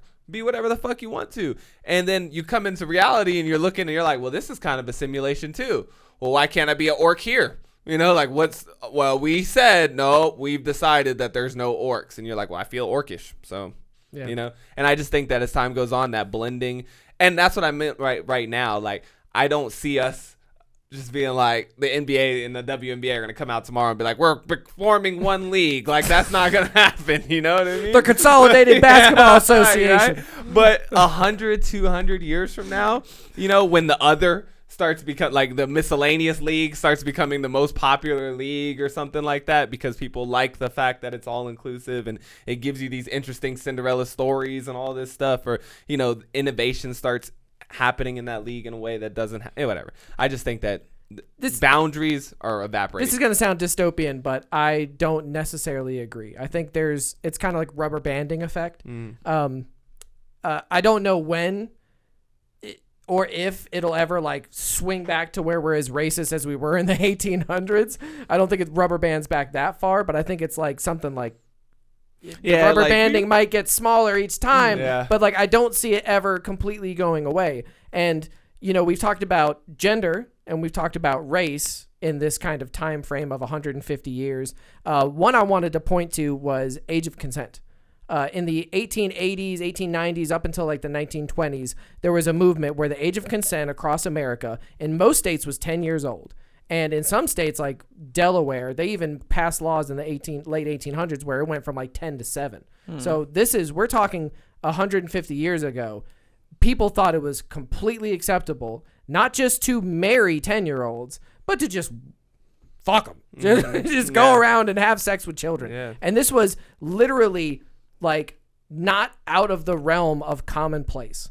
And that's scary. No, like if you found out that Jim Bob fuck little Susie Q down the lane, he like better marry her. Yeah, nobody would have thought that was like weird. No, they would have been like, well, they better get married. Yeah, you know, because they cared a lot. Can't have no premarital sex. Yeah, they cared a lot about that, but they didn't care about the innocence of a 10-year-old. But now look at it, 150 years. Well, later. in the 1920s is when it started pushing up to 16, and then by now it's like in most states 16, 17, 18. So we see where the age 150 years ago was something that we would consider intolerable.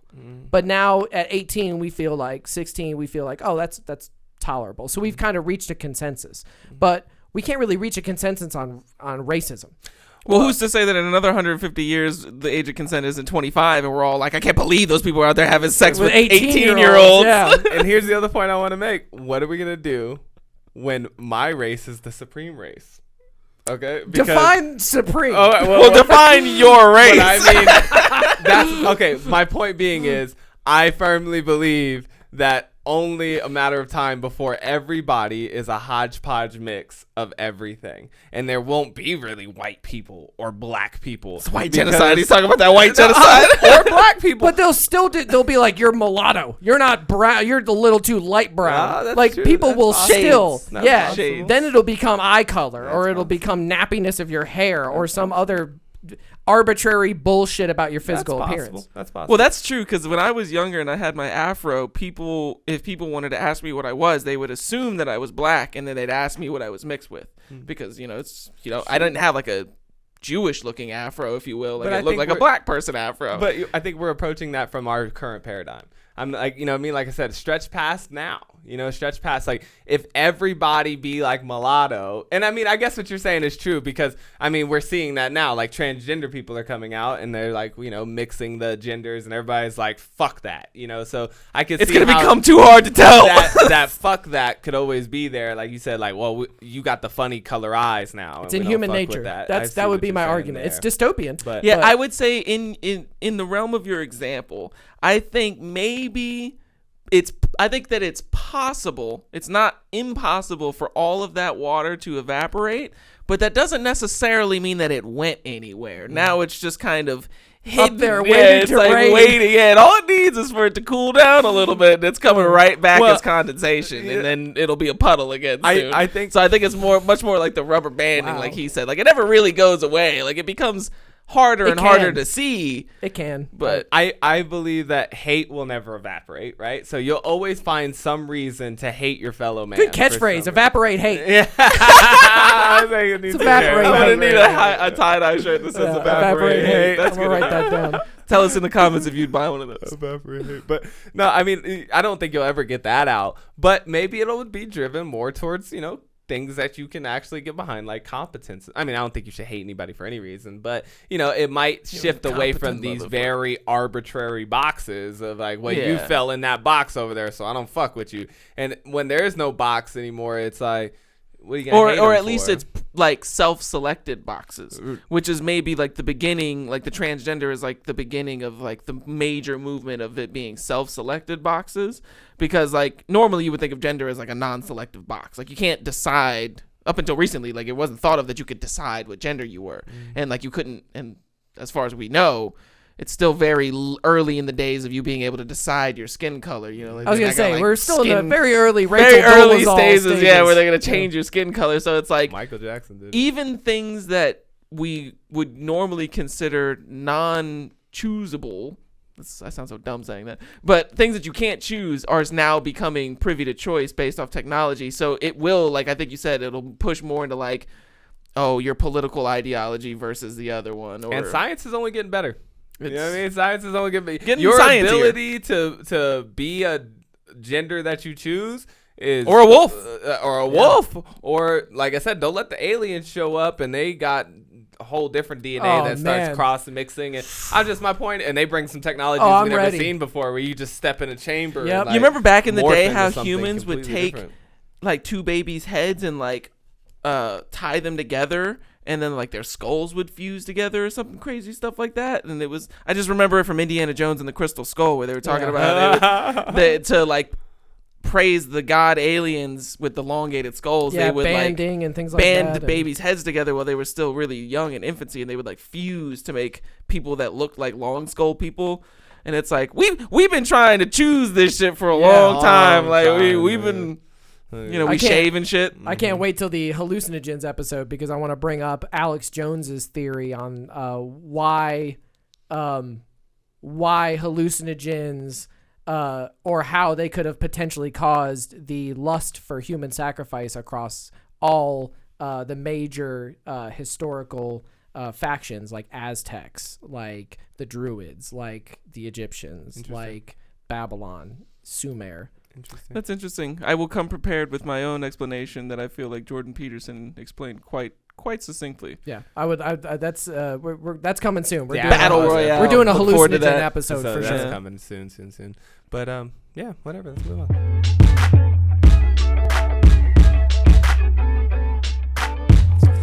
So the headline here is Kidnapping, Assassination, and a London Shootout Inside the CIA's Secret War Plans Against WikiLeaks. So Yahoo just dropped this article that has a lot of unnamed sources in it from the intelligence community. That being the precursor, basically, to, this could all be bullshit. Yeah. What they said is that Mike Pompeo, who was the head of the CIA during most of Trump's presidency, he was floating the idea of kidnapping and potentially assassinating Julian Assange, the founder of WikiLeaks. Now, just a quick thing on WikiLeaks. I'm sure you guys are familiar. When did you find out about WikiLeaks first?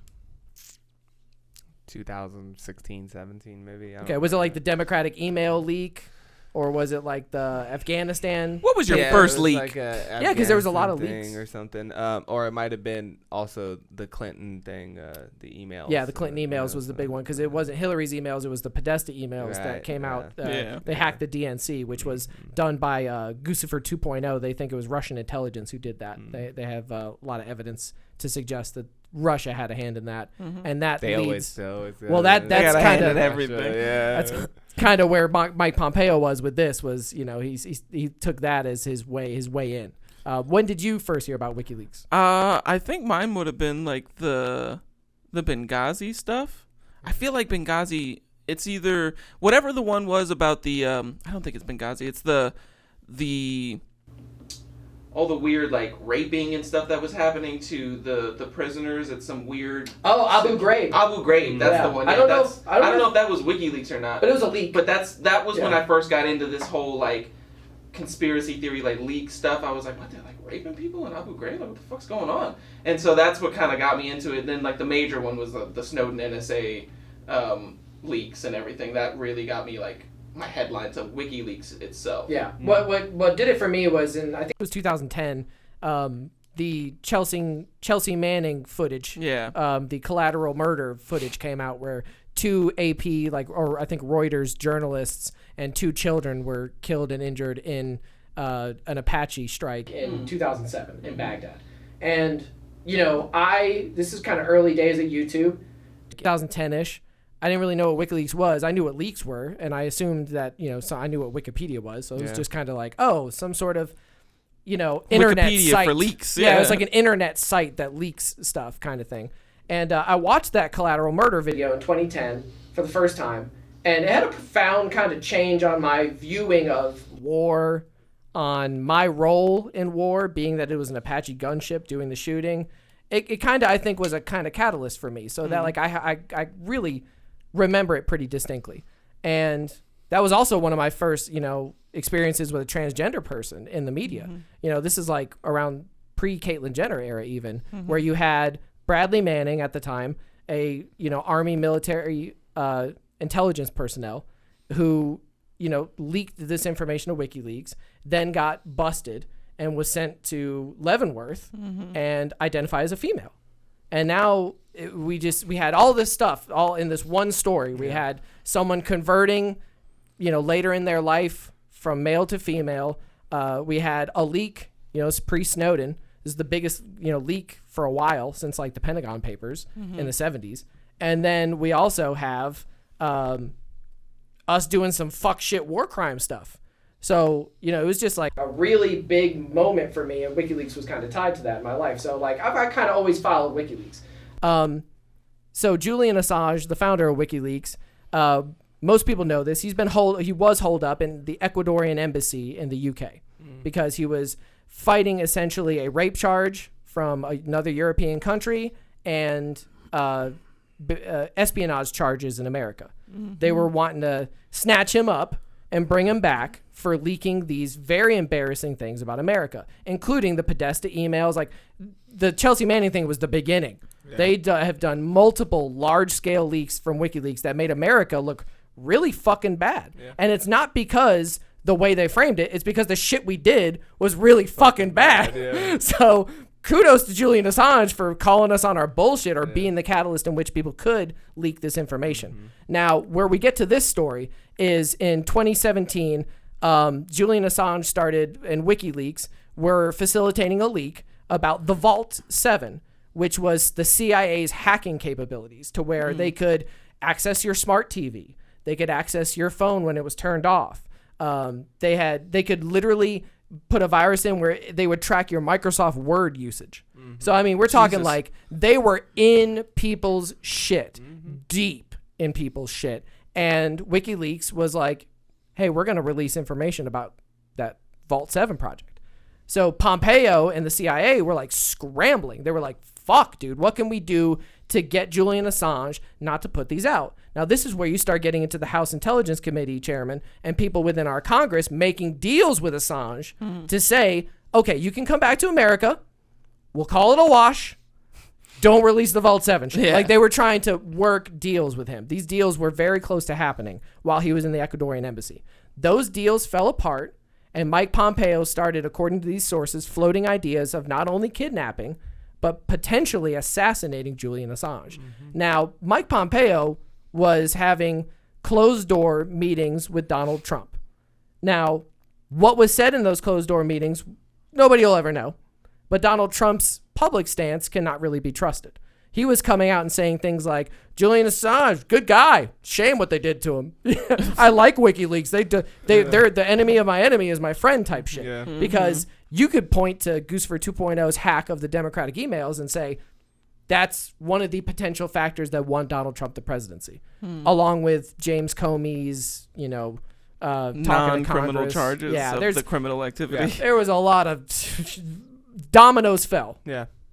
Dominoes fell. But one of the dominoes that fell was the DNC hacked emails, because normies like me started looking at those emails and people reporting on them and seeing Pizzagate conspiracy theories, which that was my first experience with Pizzagate, was those emails coming out and them talking about the hot dogs and children in the fucking hot tubs. And, I found a handkerchief map with some pizza sauce. Just like these weird code words, really sketchy. Really sketchy code words. So, now that Julian Assange was about to do this Vault 7 leak, we get to this story where Pompeo was talking about... Now, Pompeo went to the UK government and said, hey, can we just bust in there and drag him out? Are you guys going to be really mad if we just bust in there and drag him out? And the British government was like, yes. Yeah, we're not absolutely. gonna, we'd be very mad if you come onto our... If you fucking Pakistan us and come onto our sovereign territory and just scoop up or murder one of our guys, that is not fucking cool. Yeah. Then we see there was talk of the Ecuadorian embassy spiriting Julian Assange away to Russia as a part of their embassy, he's gonna be our fucking they were gonna give him papers and say he was some sort of a national diplomat type shit for Ecuador to go to Russia. Yeah, that was what they were trying to concoct. Now they say that hook him and Snowden up. Exactly. Do a little powwow in Moscow. Yeah, so this is where you have multiple agencies all working against each other for all these different reasons. An assassination chess game. Yeah, you've got MI5 from the British intelligence, you've got the CIA, and then you've got the GRU or the Russian secret police, that type shit, all trying to deal with this one Ecuadorian embassy fellow. There is a quote in there where they say at one point the entire block, everybody from the street sweepers to the police, were fucking undercover secret agent motherfuckers. It's like Cold War shit. Exactly. What a hard life, dude. Exactly. Now, here's where it gets... born supremacy or something. Here's where the law kind of gets into this. So what Pompeo did in 2017 was he came out at a closed-door conference, and he said to this group of people, it was like a CPAC type of thing, he said that WikiLeaks was... not just a website where people leak information. He classified them in a certain way. Now, if we go down here, he talks about what he classified them as, because this is very important. A non-state hostile intelligence service is what he deemed them at this conference. Basically saying that they were the equivalent to anonymous. Well, yeah, or even it's non-state, so it would be like the GRU or the MI5 or the CIA, but working outside of a actual state sponsor. Isn't that what, that's what an intelligence service for insurgents? Yeah, it would be like Anonymous's intelligence service. Insurgents intelligence. If Al Qaeda had an intelligence arm. Secret Service of the Taliban. Yeah, exactly. Yeah. So Taliban doesn't work because they're kind of a government now. Yeah, it's a state. But that's kind of where he got the legality, because at this point, once he says that, now he can use the CIA's powers of countermeasures against these people. This is kind of like the same thing when Donald Trump was trying to classify Antifa as a terrorist group. Yes. So that way you could use anti-terrorism laws and stuff against them. Exactly what he was trying to do. He was trying to find a legal route to drag Julian Assange out of the Ecuadorian embassy, which is what he was really trying to do. Now, when I was talking about him being spirited away to Russia, there was really good intelligence saying that this might happen. So at that point, Pompeo goes to the UK government and he's like, look, we might have to kill this motherfucker. Okay, so they start concocting ideas. They said, sources within the CIA said that Pompeo was like, just start spitballing some ideas. Guys, come back to me. Nothing's off limits. Come back just to me blow with what up you the got. Plane on his way to Russia, whatever. That was literally one of their ideas. Of course. The 3 ideas they discussed were shooting the tires out of the car as he left the embassy, killing him in the street, or shooting the tires off of the plane on the runway. Now, see, I miss the old school CIA days where they tried to blow guys up with cigar bombs. Yeah, or where they were creative shit. And shit. Yeah. Now they're just we're just gonna get him into a car brute crash. Force. Yeah, brute force. But Predator missile drone right on his fucking face. But to put a pin, just kind of tie that into a pretty little bow there at the end, they got with the UK government and said, "Hey, if we have to shoot guns, will the UK shoot the guns for us?" And the UK government was like, "Sure." great, but the England stand by, like they were against dragging him out on their soil, but if they had to assassinate him, UK were going to be the ones. Where are they getting this information from? From 30 sources within the intelligence agency. Oh, okay. So like defectors or leaks. It's just leaks. Just leaks. Yeah, people that are like, hey. But it's also multiple sources saying the same thing, which is kind of so. I mean, you're vetting anonymous sources, but your anonymous sources are saying the same thing. Sure. So you have some level still of wiggle where it's like they could all be bullshit. And I mean, none of this sounds out of the none of this sounds. No, yeah, like it's not like the CIA. Yeah, they would never try to assassinate somebody in a different country. What are you talking about? Like 700 attempts on Fidel Castro that we know about. That we know about that are legit. Like leaked documents. They really didn't like that guy. 700 plus attempts on Fidel Castro. Yeah. I remember watching a documentary on the JFK thing, and like, did you hear about like, there's like 3 or 4 different people who were somehow tied to that incident that just miraculously died in car crashes. Yeah. Like one single car crashes. Just like driving down the road, all of a sudden your car just flips over and hits a fucking T-wall barrier and you die. And it's like, what? Yeah, what? Yeah, like how? Like that's like that shit from fucking what was that movie Hot Fuzz? Yeah. Where like they're driving and then like they get decapitated by the street sign because they lost control of the vehicle, and he was like, that nobody's buying that. Like you lost control of your vehicle and just flipped it over into a ravine. Like, but it is sketchier because, like you said, like a lot of times you hear assassinations against like world leaders or people who are in the game is my point. This is a journalist. Like, this is just a guy. You know what I mean? And people don't understand that. Like, I would be scared to find out how many American citizens have been assassinated by our own government. Like it would be heartbreaking. If the CIA is willing to go as far as convincing the UK to pull the trigger on their proposed assassination attempts and to get the clearance, like these motherfuckers were serious. This wasn't a joke. Like they were going to kill this man if he tried to go to Russia. I mean,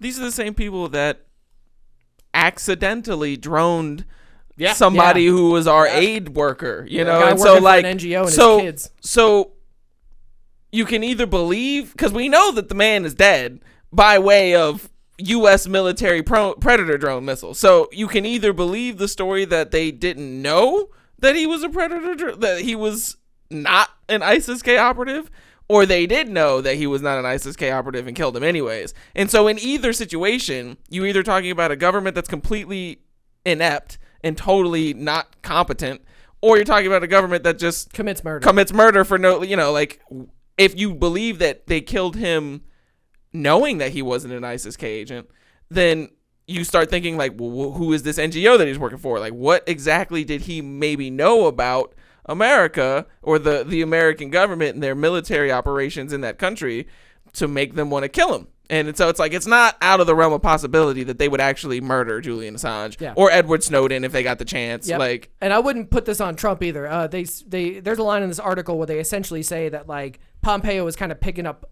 the torch on something that had been talked about to an extent during the Obama administration. So I don't think Obama was necessarily sitting down with his CIA director talking about how are we gonna whack this guy.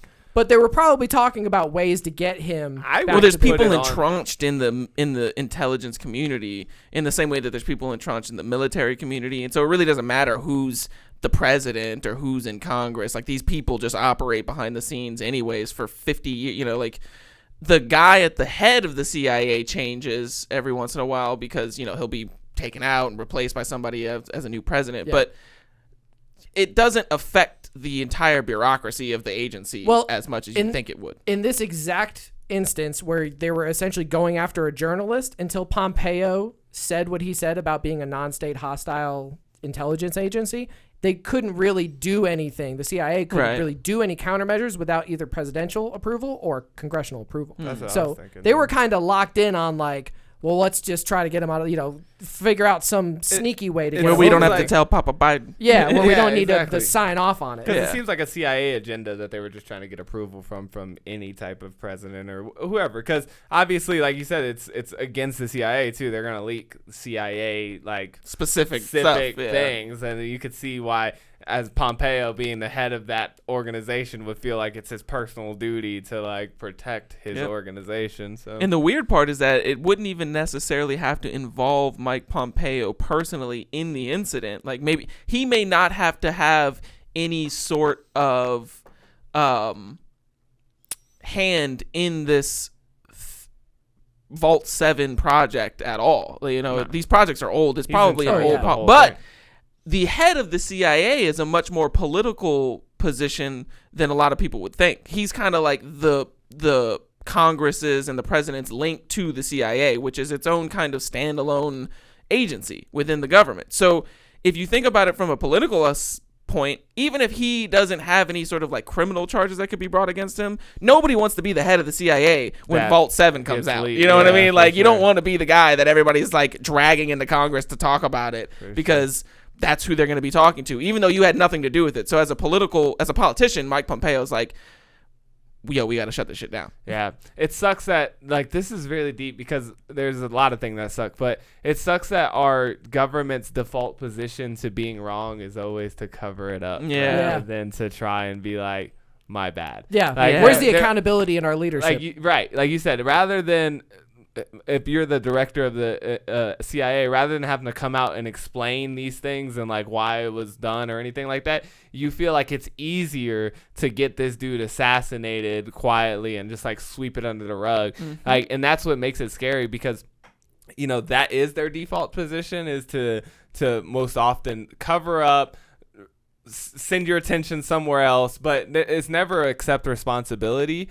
But then there's a whole general populace that has this undying, like unwavering trust in these organizations and think that like, well, it's the right thing to do because he broke the law or he is about to give away our military secrets. And, you know, and you buy into this idea of treason. And I'm just like, is it treason if you're being fucked up though? Like if somebody, like you said, calls you on your bullshit, is that treason? If or is Jeffrey that just Epstein manipulation? has stuff that's going to bring down top American politicians and the CIA makes him commit suicide or suicides him, that doesn't look good on us in either way. Like, I would much rather the fuckery come out and we root out some of this deep state fucking cancer that's in our political process rather than just slap a motherfucking Flex Seal on the hole, you know. But they don't get a choice. You know, you don't even get a choice. That's the fucked up part. Is they just keep slapping fucking. Now that he's dead, right? You say, oh, it looks sketchy, right? And then that's the thing. They always know the Predator drone thing. It looks sketchy, but there's a difference between looking sketchy and being able to prove it's sketchy. Yeah. You know, and it's a lot easier to say it was an accident. And you can't prove anything at this point. If that man talks, if they come spilling out the beans and told you exactly what happens, there's a lot less room to maneuver, whereas you can describe and manipulate a story all day of why somebody got murked. Yeah, and that's the way our entire political system is set up, all the way through these agencies to the Congress or the president. Like, it doesn't have any sort of political gain to be the one to take responsibility for things that you may not have even been involved with, but you happen to be the leader at the time. Your incentives are all pointed to the fact of be the bearer of good news. Like, you know, it's like that old saying about Nero in the Roman Empire. Like, the collapse of the Roman Empire happened a lot in militarily speaking, because whenever some sort of negative thing would happen on the battlefield, nobody would come and tell Nero about it because he would kill you. Even though that would be the thing to solve the problem, because then he could be like, all right, now that guy's dead, we're going to go fix what happened. But you don't want to be the guy that sacrifices your entire life to do that. So nobody, you know, bad news travels very slowly and good news travels quick as a fucking bullet. This is why Ronald Reagan, during the Iran-Contra affair, once that came to light that, you know, that was actually happening, he came out and sat there and told the American people, I didn't know anything about it. Right. You know, he just fucking passed the buck. Why would you say anything about it? That's why when Biden was talking about Afghanistan, he was like, oh, Trump did it. Trump's plan. Yeah, fucking Trump 100%. sucked. He fucking set the date. I was just fucked this whole bet up. Yeah. It sucks that now I'm laying in it. Are based on what you look like rather than what you actually do. What happens, what's accomplished. Like a result. Not even what you look like, but what is accomplished in, you know, what it's so disingenuine. You know what I mean? Like, it just seems so fake. And you can just tell, like, that's why people don't trust the government in general. And it's so funny that you see so many people, I think you kind of alluded to this, like, they, on the one hand, they'll be willing to talk with you about 9/11 conspiracies and shit like that. But then as soon as something happens, they're really quick to hand more power to the government. And it's like, they can't seem to understand that the government that gives you social safety nets is also the same government that drone strikes people that are innocent. I was going to say, you gave me such a spur of inspiration when you mentioned 9/11, because after 9/11, what did George Bush come out and say? He was like, we're going to punish the people who did this. We're going to fight terrorism. At no point did he come out and say, this is our fault to an extent.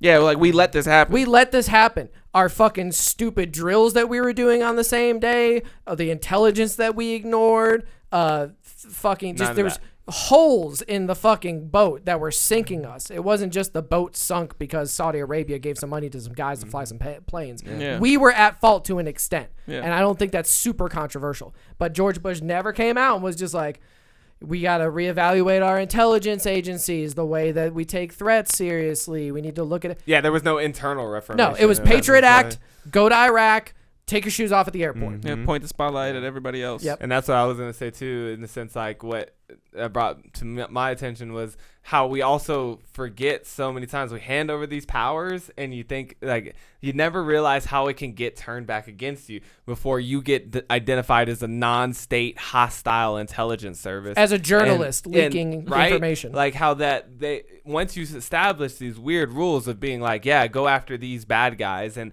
we're going to take off all the restraints. So we're going to give you this carte blanche, authority to go after that guy, but not understanding that tomorrow you could be classified as that guy, and now you have no protection. Like, that's sometimes people forget that a lot of that law is to protect you as well from those entities. Because, and what was Julian Assange's big crime that was going to get him assassinated? Hosting a website and creating a place for leaked information to come out. Because this is a very good point, right? This is a very good point. Like, in a sense, like, if he was leaking information about active operations, like maybe the CIA is doing XYZ or whatever, like right now, and you leak these things that like giving out platoon coordinates. You know what I'm saying? Like that. Like, yeah, like things that were right that are actually pertinent to these types of operations that we're trying to conduct in the present, then I could see a lot stronger cases for things like treason and all those stuff. And like, you're subverting us, right? So subversion. But you bringing to light things that happened in the past, I don't understand how that were covered up and just, were BS'd or whatever. Like, I don't see that as like being a detriment to our government or our society. I mean, yeah, you said you're making us look bad, but because we're fucking bad. Yeah. But that's not like... You look bad because you got shit on your face. Yeah, exactly, because you're fucked. But, like, I don't see how you can just flip mode that. Yeah, when you leak the DNC emails, yes, they were obtained illegally. They were hacked.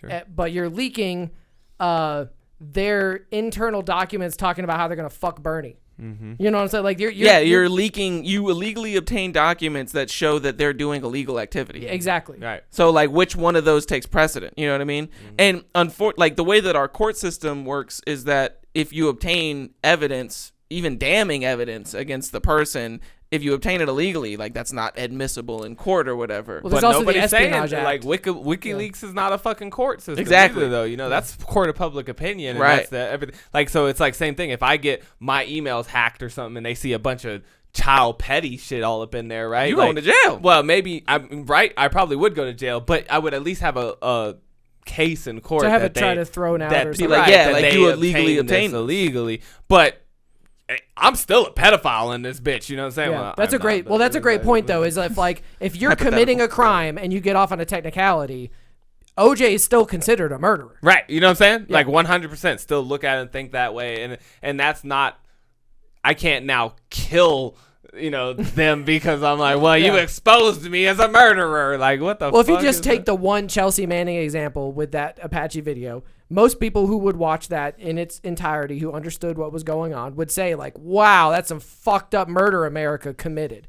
If we killed Julian Assange for leaking that, that's a really bad look for America. You know what I mean? It reminds me of that meme about abortions where it was like, like at the top it just says like fundamentalist Christians or something like that, and then it's like, we'll show them how much we hate murder with murder. Like when you're gonna like put people that get abortions to death or something, we'll show you how much we care about life with murder. We're gonna murder you to show you.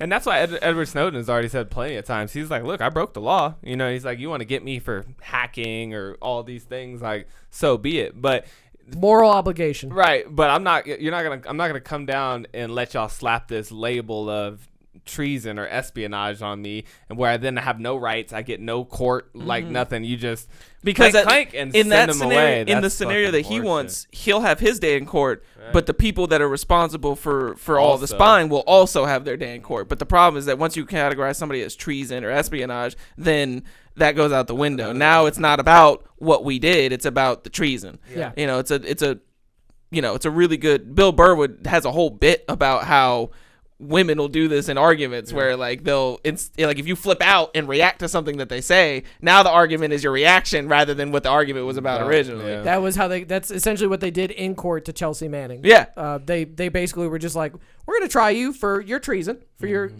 with the Espionage Act, or we're going to try you for what you did, but we are not going to talk about what we did. This is not a trial about the murder that you have. This is not about right and wrong. This is about you. And that's the thing is like treason is whatever the government says it is, because the government are the people that define treason and are perpetrated. The treason is perpetrated against the government, and the government defines what treason is.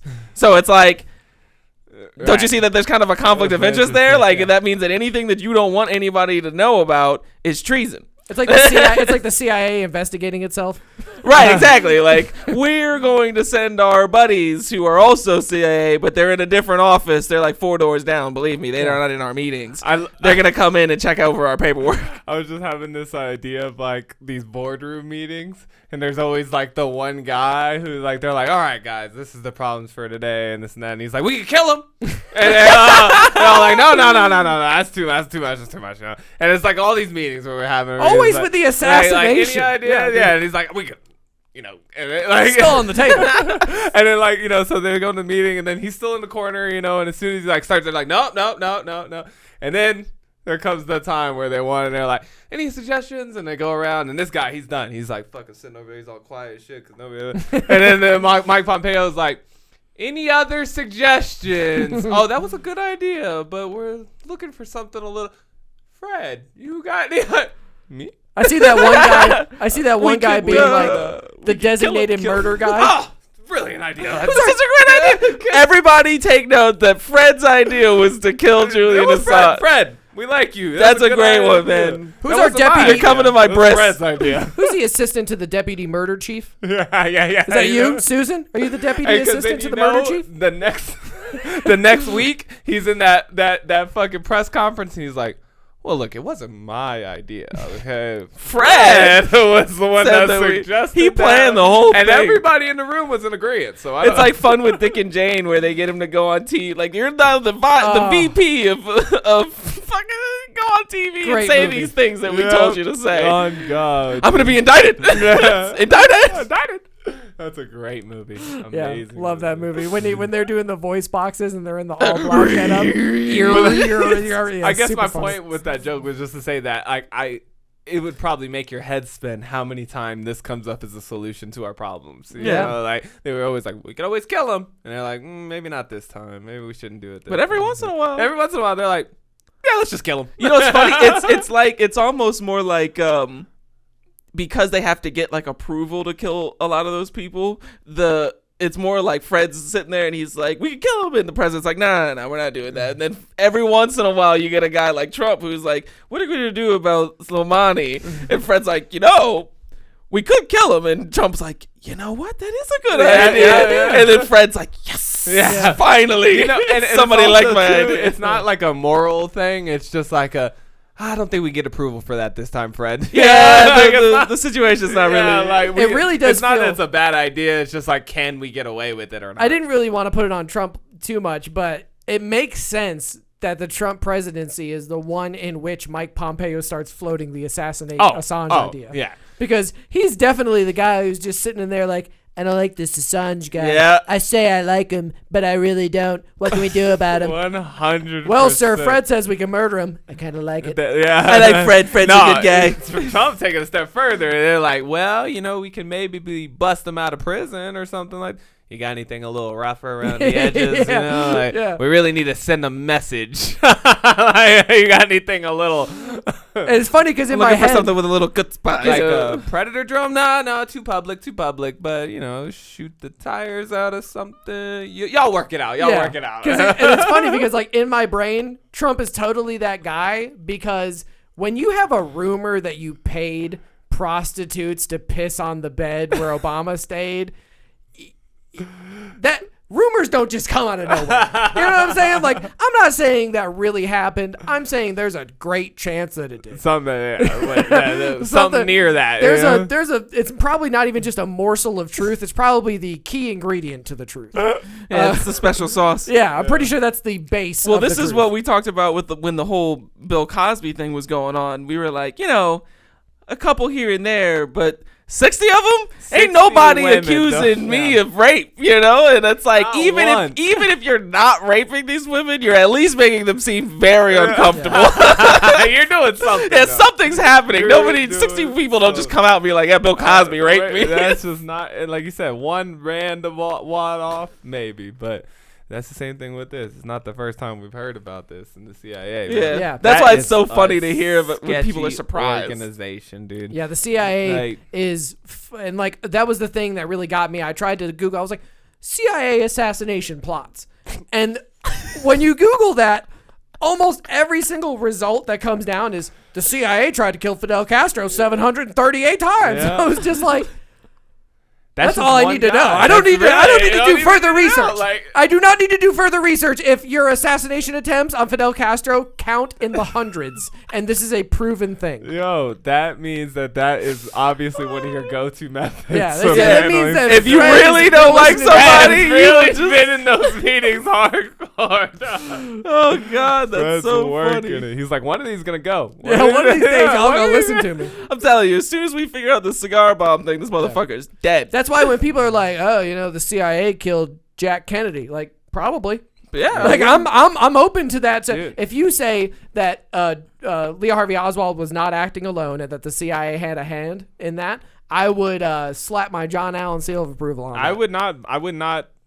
I could see it. It's in the realm of possibilities, Because here's the thing about it. That's why things like WikiLeaks and stuff are so fucking important, and people miss this. Like having checks. You like checks and balances, even if they're outside of your system. But the idea that what's going on in our government can be checked is so fun. I mean, that's one of the main reasons I can't do a lot of shit. You know what I'm saying? That's the reason why I can't get down with vaccines and shit like that. It's because you lie too much. We would have never known. Too secret, And that's we would have never known. You wouldn't know. We would have never known about it. All these things like you hear about. These are the things you hear about. Like, imagine all the stuff that goes on where it's like these black budgets and these things that happen completely off record or just with one conversation from one guy to another guy. And it's not like these plots can't exist in everyday life. I mean, we could conspire to kill somebody. Like, that could happen anywhere. Yeah. But we don't have trillions of dollars of resources at our disposal with like special fucking serums and stuff that can like do it, or bombs, or a team of mercenaries that we could just like, call on speed dial and be like, yeah, this is the guy, get him. And they go to the Turkish embassy and cut him to pieces. You know what I'm saying? Like, go get me that motherfucker. With that type of power, the thing that is most important is transparency. Like, I need to know. Yep. I need to know what's going on. We gave you all these things. It's got to be on the up and it's up, just like it's just like the whole thing with that like famous athletes and how often they get caught in like affairs and stuff like that. It's like, it's really easy to say when nobody thinks that you're attractive and you don't have any money and like women are avoiding you, to be like, well, he's such a fucking what a moral I can't believe it. It's can't believe he's fucking random. And it's like, well, yeah, but that bitch was hot as hell. I mean, like, you know what I'm saying? Like, if she came up to you, butt naked women at you every day, like, I mean, you telling me that your wife is really like a dime piece? Yeah. If you show up on a tour bus in Wichita, Kansas, and you have 60 dime pieces trying to fuck you, It's gonna take a lot of self-control. Yeah, I want to see how strong your it moral plays the is. same way. Like if you just got wet work teams on dial, why wouldn't you murder some people? We got 43 hit teams. It's not hard. Yeah. And you just redact it, you know, like you You just put that black highlighter on. Just never and, happened. and that's the point I want to get to is like, if it's not for Chelsea Manning, if it's not for Edward Snowden, if it's not for these famous leakers, if it's not for WikiLeaks themselves, we would never have fucking known. We wouldn't know about the NSA spying on us 'Cause they're or not the gonna collection say. of metadata. We wouldn't know about Vault 7 and their ability to literally access our smart TVs while they're turned off. And just send shit to the CIA. And the worst part about this is like this is the kind of stuff that journalism is supposed to be. Like this is real journalism where you're like exposing shit. Like just because you wrote an article about something that people are tweeting about, like that's not journalism. Like you're just writing articles. It's just like you have like a glorified blog at that point. But like when you actually expose what's like when you report and you discover things that everybody else didn't know, like that's kind of the whole point. If we continue down the road of murder Julian Assange because he allows these leaks to happen, you might get to a point where murder the Yahoo.com news writer who put together the anonymous sources to write this story. Truth. And that's where it gets scary. Is someone like Glenn Greenwald or something being assassinated or kidnapped by the CIA because of their hostile actions. Or just, you know, imagine people just out there getting murked because you make some politician look bad. You know, it's just like I just don't like like you said, the amount of resources that they have to make those things go away. That's why they do it so freely, and that's why it's like their number one go-to, because they'll never find out. They won't know. Well, if you've ever watched any congressional hearings where they talk about really sensitive things, God, if I had a fucking nickel for every time they're like, we can't talk about that here. Yeah, we can't talk about that here. Yeah, we can't. I can't talk to the ongoing. Where they just could or could not be across the room. They're like, you know. We'll talk about that in closed session. Could thing. or could not be. I can't discuss anything here. And it was just like, that shit drives me fucking crazy. Because even when we had the Russia Gate, where we had the Trump and all the people meeting with like Russian dignitaries and Russian people like that, and then Homeboy comes out with the special counsel and he puts his shit out, it's still all redacted. Like, fuck me, man. Like, how many checks and balances do we have to have before you take the black highlighter off and let me know who the fuck was talking to these people? I don't understand what they were saying. Like, how can you go to report something like this? Is what, like, in a perfect world, I feel like you're not allowed to go and like testify in front of Congress with redacted info. I feel like that kind of defeats the purpose of you being there to testify. Like, no, like if you were like a witness of a murder in like just a regular private murder trial, and you got up to testify and you were like, well, I can neither confirm nor deny if I saw the suspect at the location at the time of the murder. It's like, but you're the witness. Like, that's what you're here to do, is to confirm or deny whether or not he was there. But I'm if you don't tell us, executive privileges. I don't need to tell you anything about the murder I committed because I'm the president. I am the president of my own body, and with my executive powers, I have declared myself free and clear of having to actually testify in this trial. That's why the January 6th Select Committee is going to be a shit show, is because they're handing down a bunch of indictments trying to get these congressional members and people of the Trump sphere to talk about their conversations with Trump on January 6th during the insurgency and get them to tell the truth about it. And everybody's like, no, it's the president, executive privilege. I'm not gonna. I can't tell you. I can't tell you what I talked about with the president. Yeah, he's the president, and it's like that's the whole point. That's why you're supposed to tell us. Exactly, because he's the goddamn president. Unredact yourself. If you were just talking about some regular fucking guy, you know, like that makes sense. Yeah. But like in the same way that there's doctor-patient confidentiality. When your doctor, you know, when he's just the doctor, it's like when the doctor's just treating some regular fucking guy, he's not at liberty to discuss what's going on with him. But he does tell us what's going on with the president. Like, that's the kind of the whole point of having the doctor for the president, so that is the president alive? Is the president, like, is he gonna be good? Like, there is no doctor-patient confidentiality. Like, you're part of the public sphere now. Like, and that's why I really feel like privacy kind of goes by the wayside when you're a politician. Like, not all aspects, but people, like, I remember when it was like weird that people were bringing up, or people thought it was weird that they wanted to make a big political issue of Bill Clinton and his affair. And it's like, I can see what you're saying, but because of the way that we've set up our politics as like a personality game, that's much more important to people than what you actually do that's for the whole whatever. weirdness. That's like, the weird. all Exactly. of it's It's weird. like we're at a point now where people are more worried about what the president tweets rather than what bills they sign. Ray Rice beat the fuck out of his wife, but they were like, he sure can't run with that football. Yeah. No. Yeah.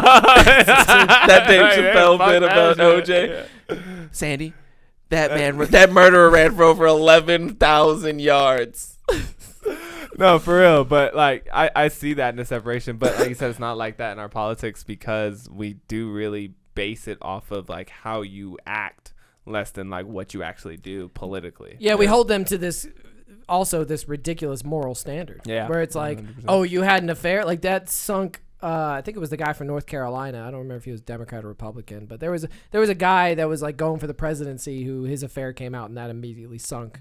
Yep. But I mean, like I said, I kind of get it because I'm tired of the cheaters we got now in this motherfucker. Like, if Yeah, I mean, like if you're gonna lie to your wife, he'll why wouldn't you definitely lie to me. the American people? He'll lie to me in a Who gives a heartbeat, shit? so Yeah. it's like- I agree with you. I love transparency because it also exposes like if you're a bad businessman. Yeah. Like if you're going to spend taxpayer funds and vote on bills they're going to spend, but like I would expect you to be, pretty good with your money. One of the recent stories, Representative Bobart, she's a Republican representative. I don't remember if she's in the House or if she's in the Senate. I believe she's in the House. She used campaign funds to prop up her restaurant, which is called Shooters. Yeah. It's a conservative steakhouse. Nice.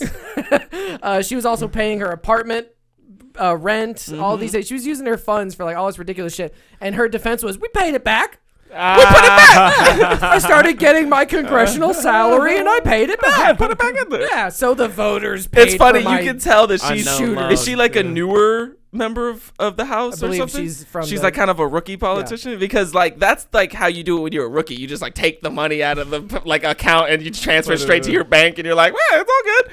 When you've been in the game for a few years, You're you do Trump. some sly stuff. You wash it through your fucking properties. Yeah, exactly. You host all of the conferences at your own hotels, or you buy your own steaks, or if you're Gavin Newsom, you give special exemptions to COVID restrictions for wineries in the area of California where all the wineries you own are at, and it's like just so happens I have a little nepotism in my politics.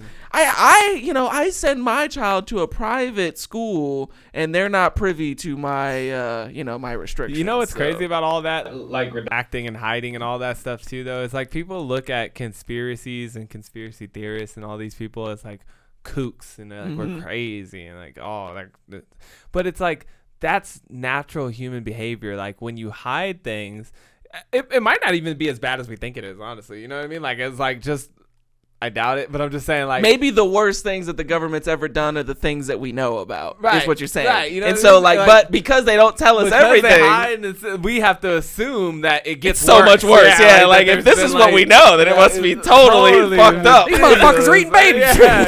And they spread the blood on Satan. How many times they do that where they're like, call you crazy? Like they'll be like, UFOs. There's UFOs out here. There's be alien. We've been seeing some dots in the sky flying around and shit's weird. And they're like, you being crazy. That's Stop not it. that. Relax. It was the Air Force. Yeah. And then later they come out and they're like, all right, you got us. We don't know what those are. Because you have their dots out there. Well, now you have And like it's a version of leakers. You've got guys coming out that were like U.S. Air Force retired, like F-16 pilots who are out here who are credible sources, like General Faber. I don't remember his name exactly. Commander Faber. Commander Faber. Yeah. Coming out and being legitimate witnesses who were just like, yeah. I chased one of them. There's UFOs. They fucking exist. And once again, you said God bless America. God bless the internet, man. Like, thank you, internet, because those pilots and all of these people, WikiLeaks, like, that couldn't exist, 50, 60 years ago, because who can tell? Unless you get, like, some journalist paper or something, and they're immediately like, I ain't getting assassinated for you, motherfucker. Get the fuck out of here. I ain't running this story. Like, ain't nobody taking no Clinton stories. Yeah, if this was like, if this was the CCP and you were trying to report on their assassination attempt, we'd all have bullets in the back of our head by lunchtime. Yeah, this podcast wouldn't even be finished. 100%. But so it's cool that we have this internet now where, people have a platform to do to expose these type of things, to tell their stories. It's not even always about exposing, but it's being able to be like, now you can get so many people within those organizations that even if they did know the craziest shit, they just sitting on the porch somewhere rocking away like, seen the shit I've seen, man. Taking that shit to the grave. Yeah, but now they can go out there and be like, yo, there's some fuck shit going on out here, and so once again, keep the internet a free place, man, because it's very important to have these I was gonna ask this earlier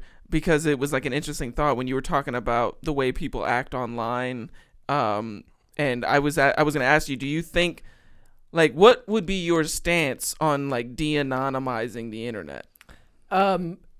To the extent that it could be done. I would say, like, I have a protopian view and a utopian view. Okay. So my protopian view is that you cannot erase anonymity on the internet, because then you're essentially saying to use the internet, you have to give up your right of anonymity, which I think that is just a stretch in America. But my protopian view of it, or excuse me, my utopian view of it would be that I would fucking love if voting was through fucking Facebook. Everybody had you sign up with your you get your driver's license or whatever, you sign up for Facebook, and now I can just put it on the blockchain, your ID and your 100%. profile. 100%. Everything, like, if my Twitter had to be me and my Facebook had to be me and all of my social media had to be me, and then I could use it to just I walk into a store and I'm like, oh yeah, it's me.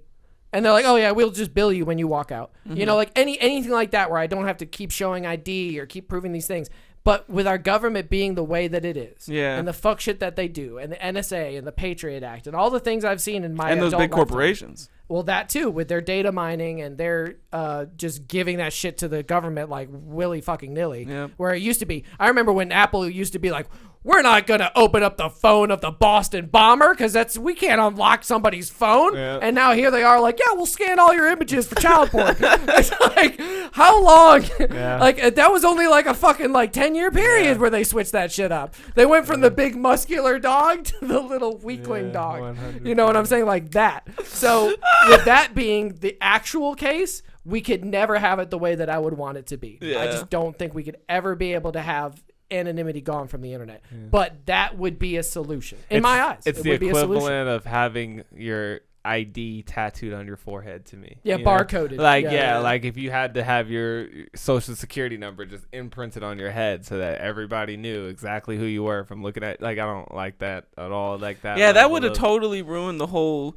I'm going out for a pack of cigarettes and then just driving 6 towns down and having a new life type of situation. You know you'd never be able to do it. Like, And I mean, the internet already made that extremely difficult, but you can still pull it off. Like, you could easily pack up and just move to some other metropolitan city and just be a completely different person. I abandoned my social media presence multiple times in my life. 100%. Completely abandoned. But I'm against ID from the start. Like, I hate that. I hate like stamping us like we're fucking cattle with our serial number and everything, and being like, make sure you track that one. Well, I'll tell you right, let it get away. I'll tell you right now, if they ever tried to be like, oh, you have to legit show like ID or have some sort of like proof to like have an internet presence, you think they're crying Mark of the Beast now? Oh yeah. Oh man, would they cry Mark of the Beast? Then? I would. Everybody would, because it's like it's one step below chipping. Well, because that's the scary thing to me is like, we're talking about killing you, and that's scary as it is, but there's so many other things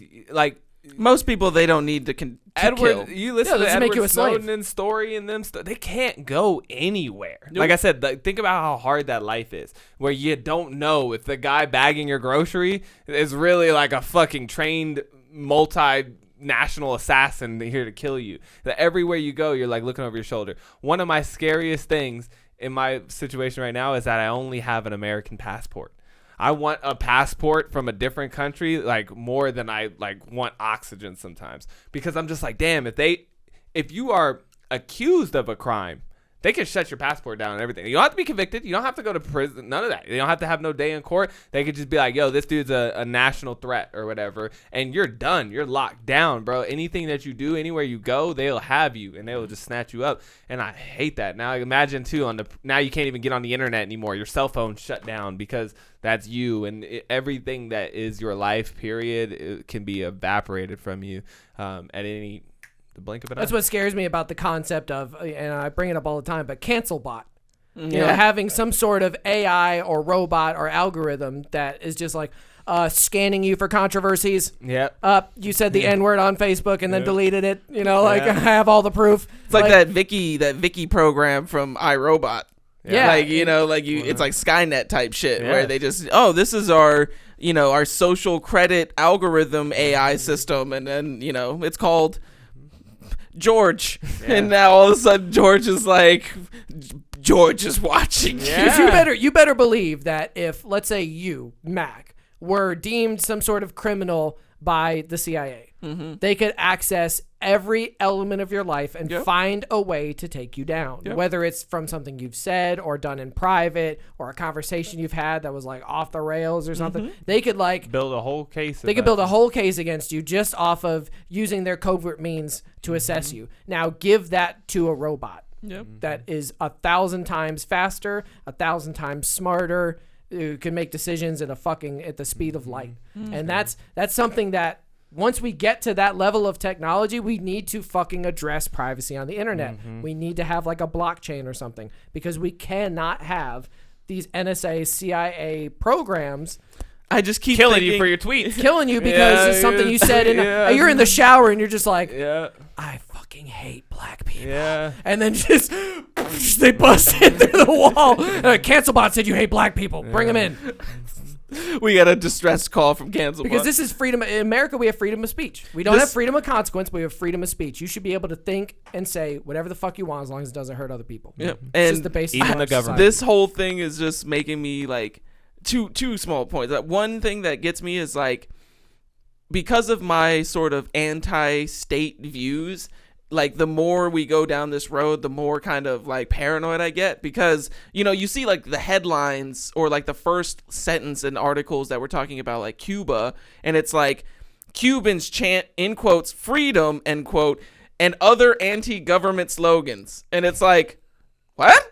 Like now chanting freedom in the streets is anti-Cuban government. And so it's like, ooh, when you start getting to that point, it gets scary. But I just keep thinking about how like one day all three of us are going to turn into that scene from when Rick and Morty where Rick's playing that Roy game. And he's like, all the crowd starts following him around him, and it's like a life simulation game. And he's like, look, this dude's taking Roy off the grid. He's burning his Social Security card. Holy shit! This guy's taking Roy off the grid! This guy doesn't have a social security number for Roy! And I just keep thinking, like, eventually it's going to get to the point where everybody's like, I got to erase every, like, form of, identification that I have, because otherwise I'm going to be, like, it's... I mean, it might get to a point... And that's why people are afraid of the chips, because it's like, you can falsify your identity and, get rid of your birth records and stuff. Like, there's ways to go about it now.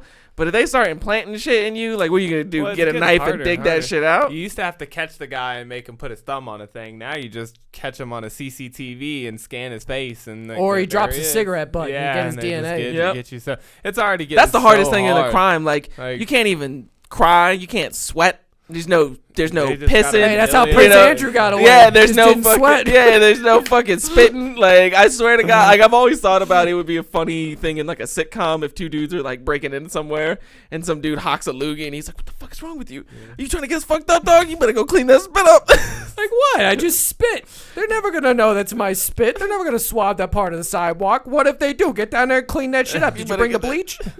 Where's the carpet on your shoes? Did you put the carpet on your shoes? I swear to God, if you don't have carpet on your shoes, I'm out. Incredible.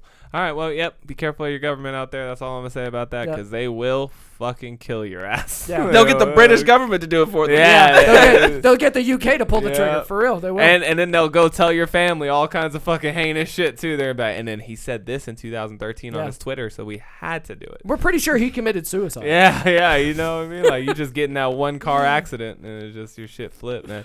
It's whatever. That's why I don't trust the government. You know what I mean? Even when you catch them doing wrong, they flip it back on you.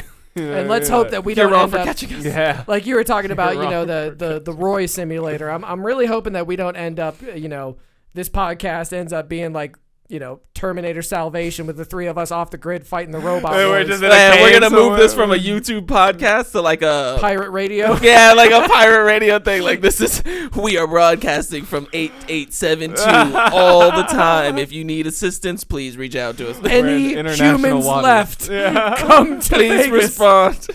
I hope that doesn't become the case, but anyways, yeah, good episode, guys, and glad you guys joined in with us, and we'll see you again in the next episode. Yep.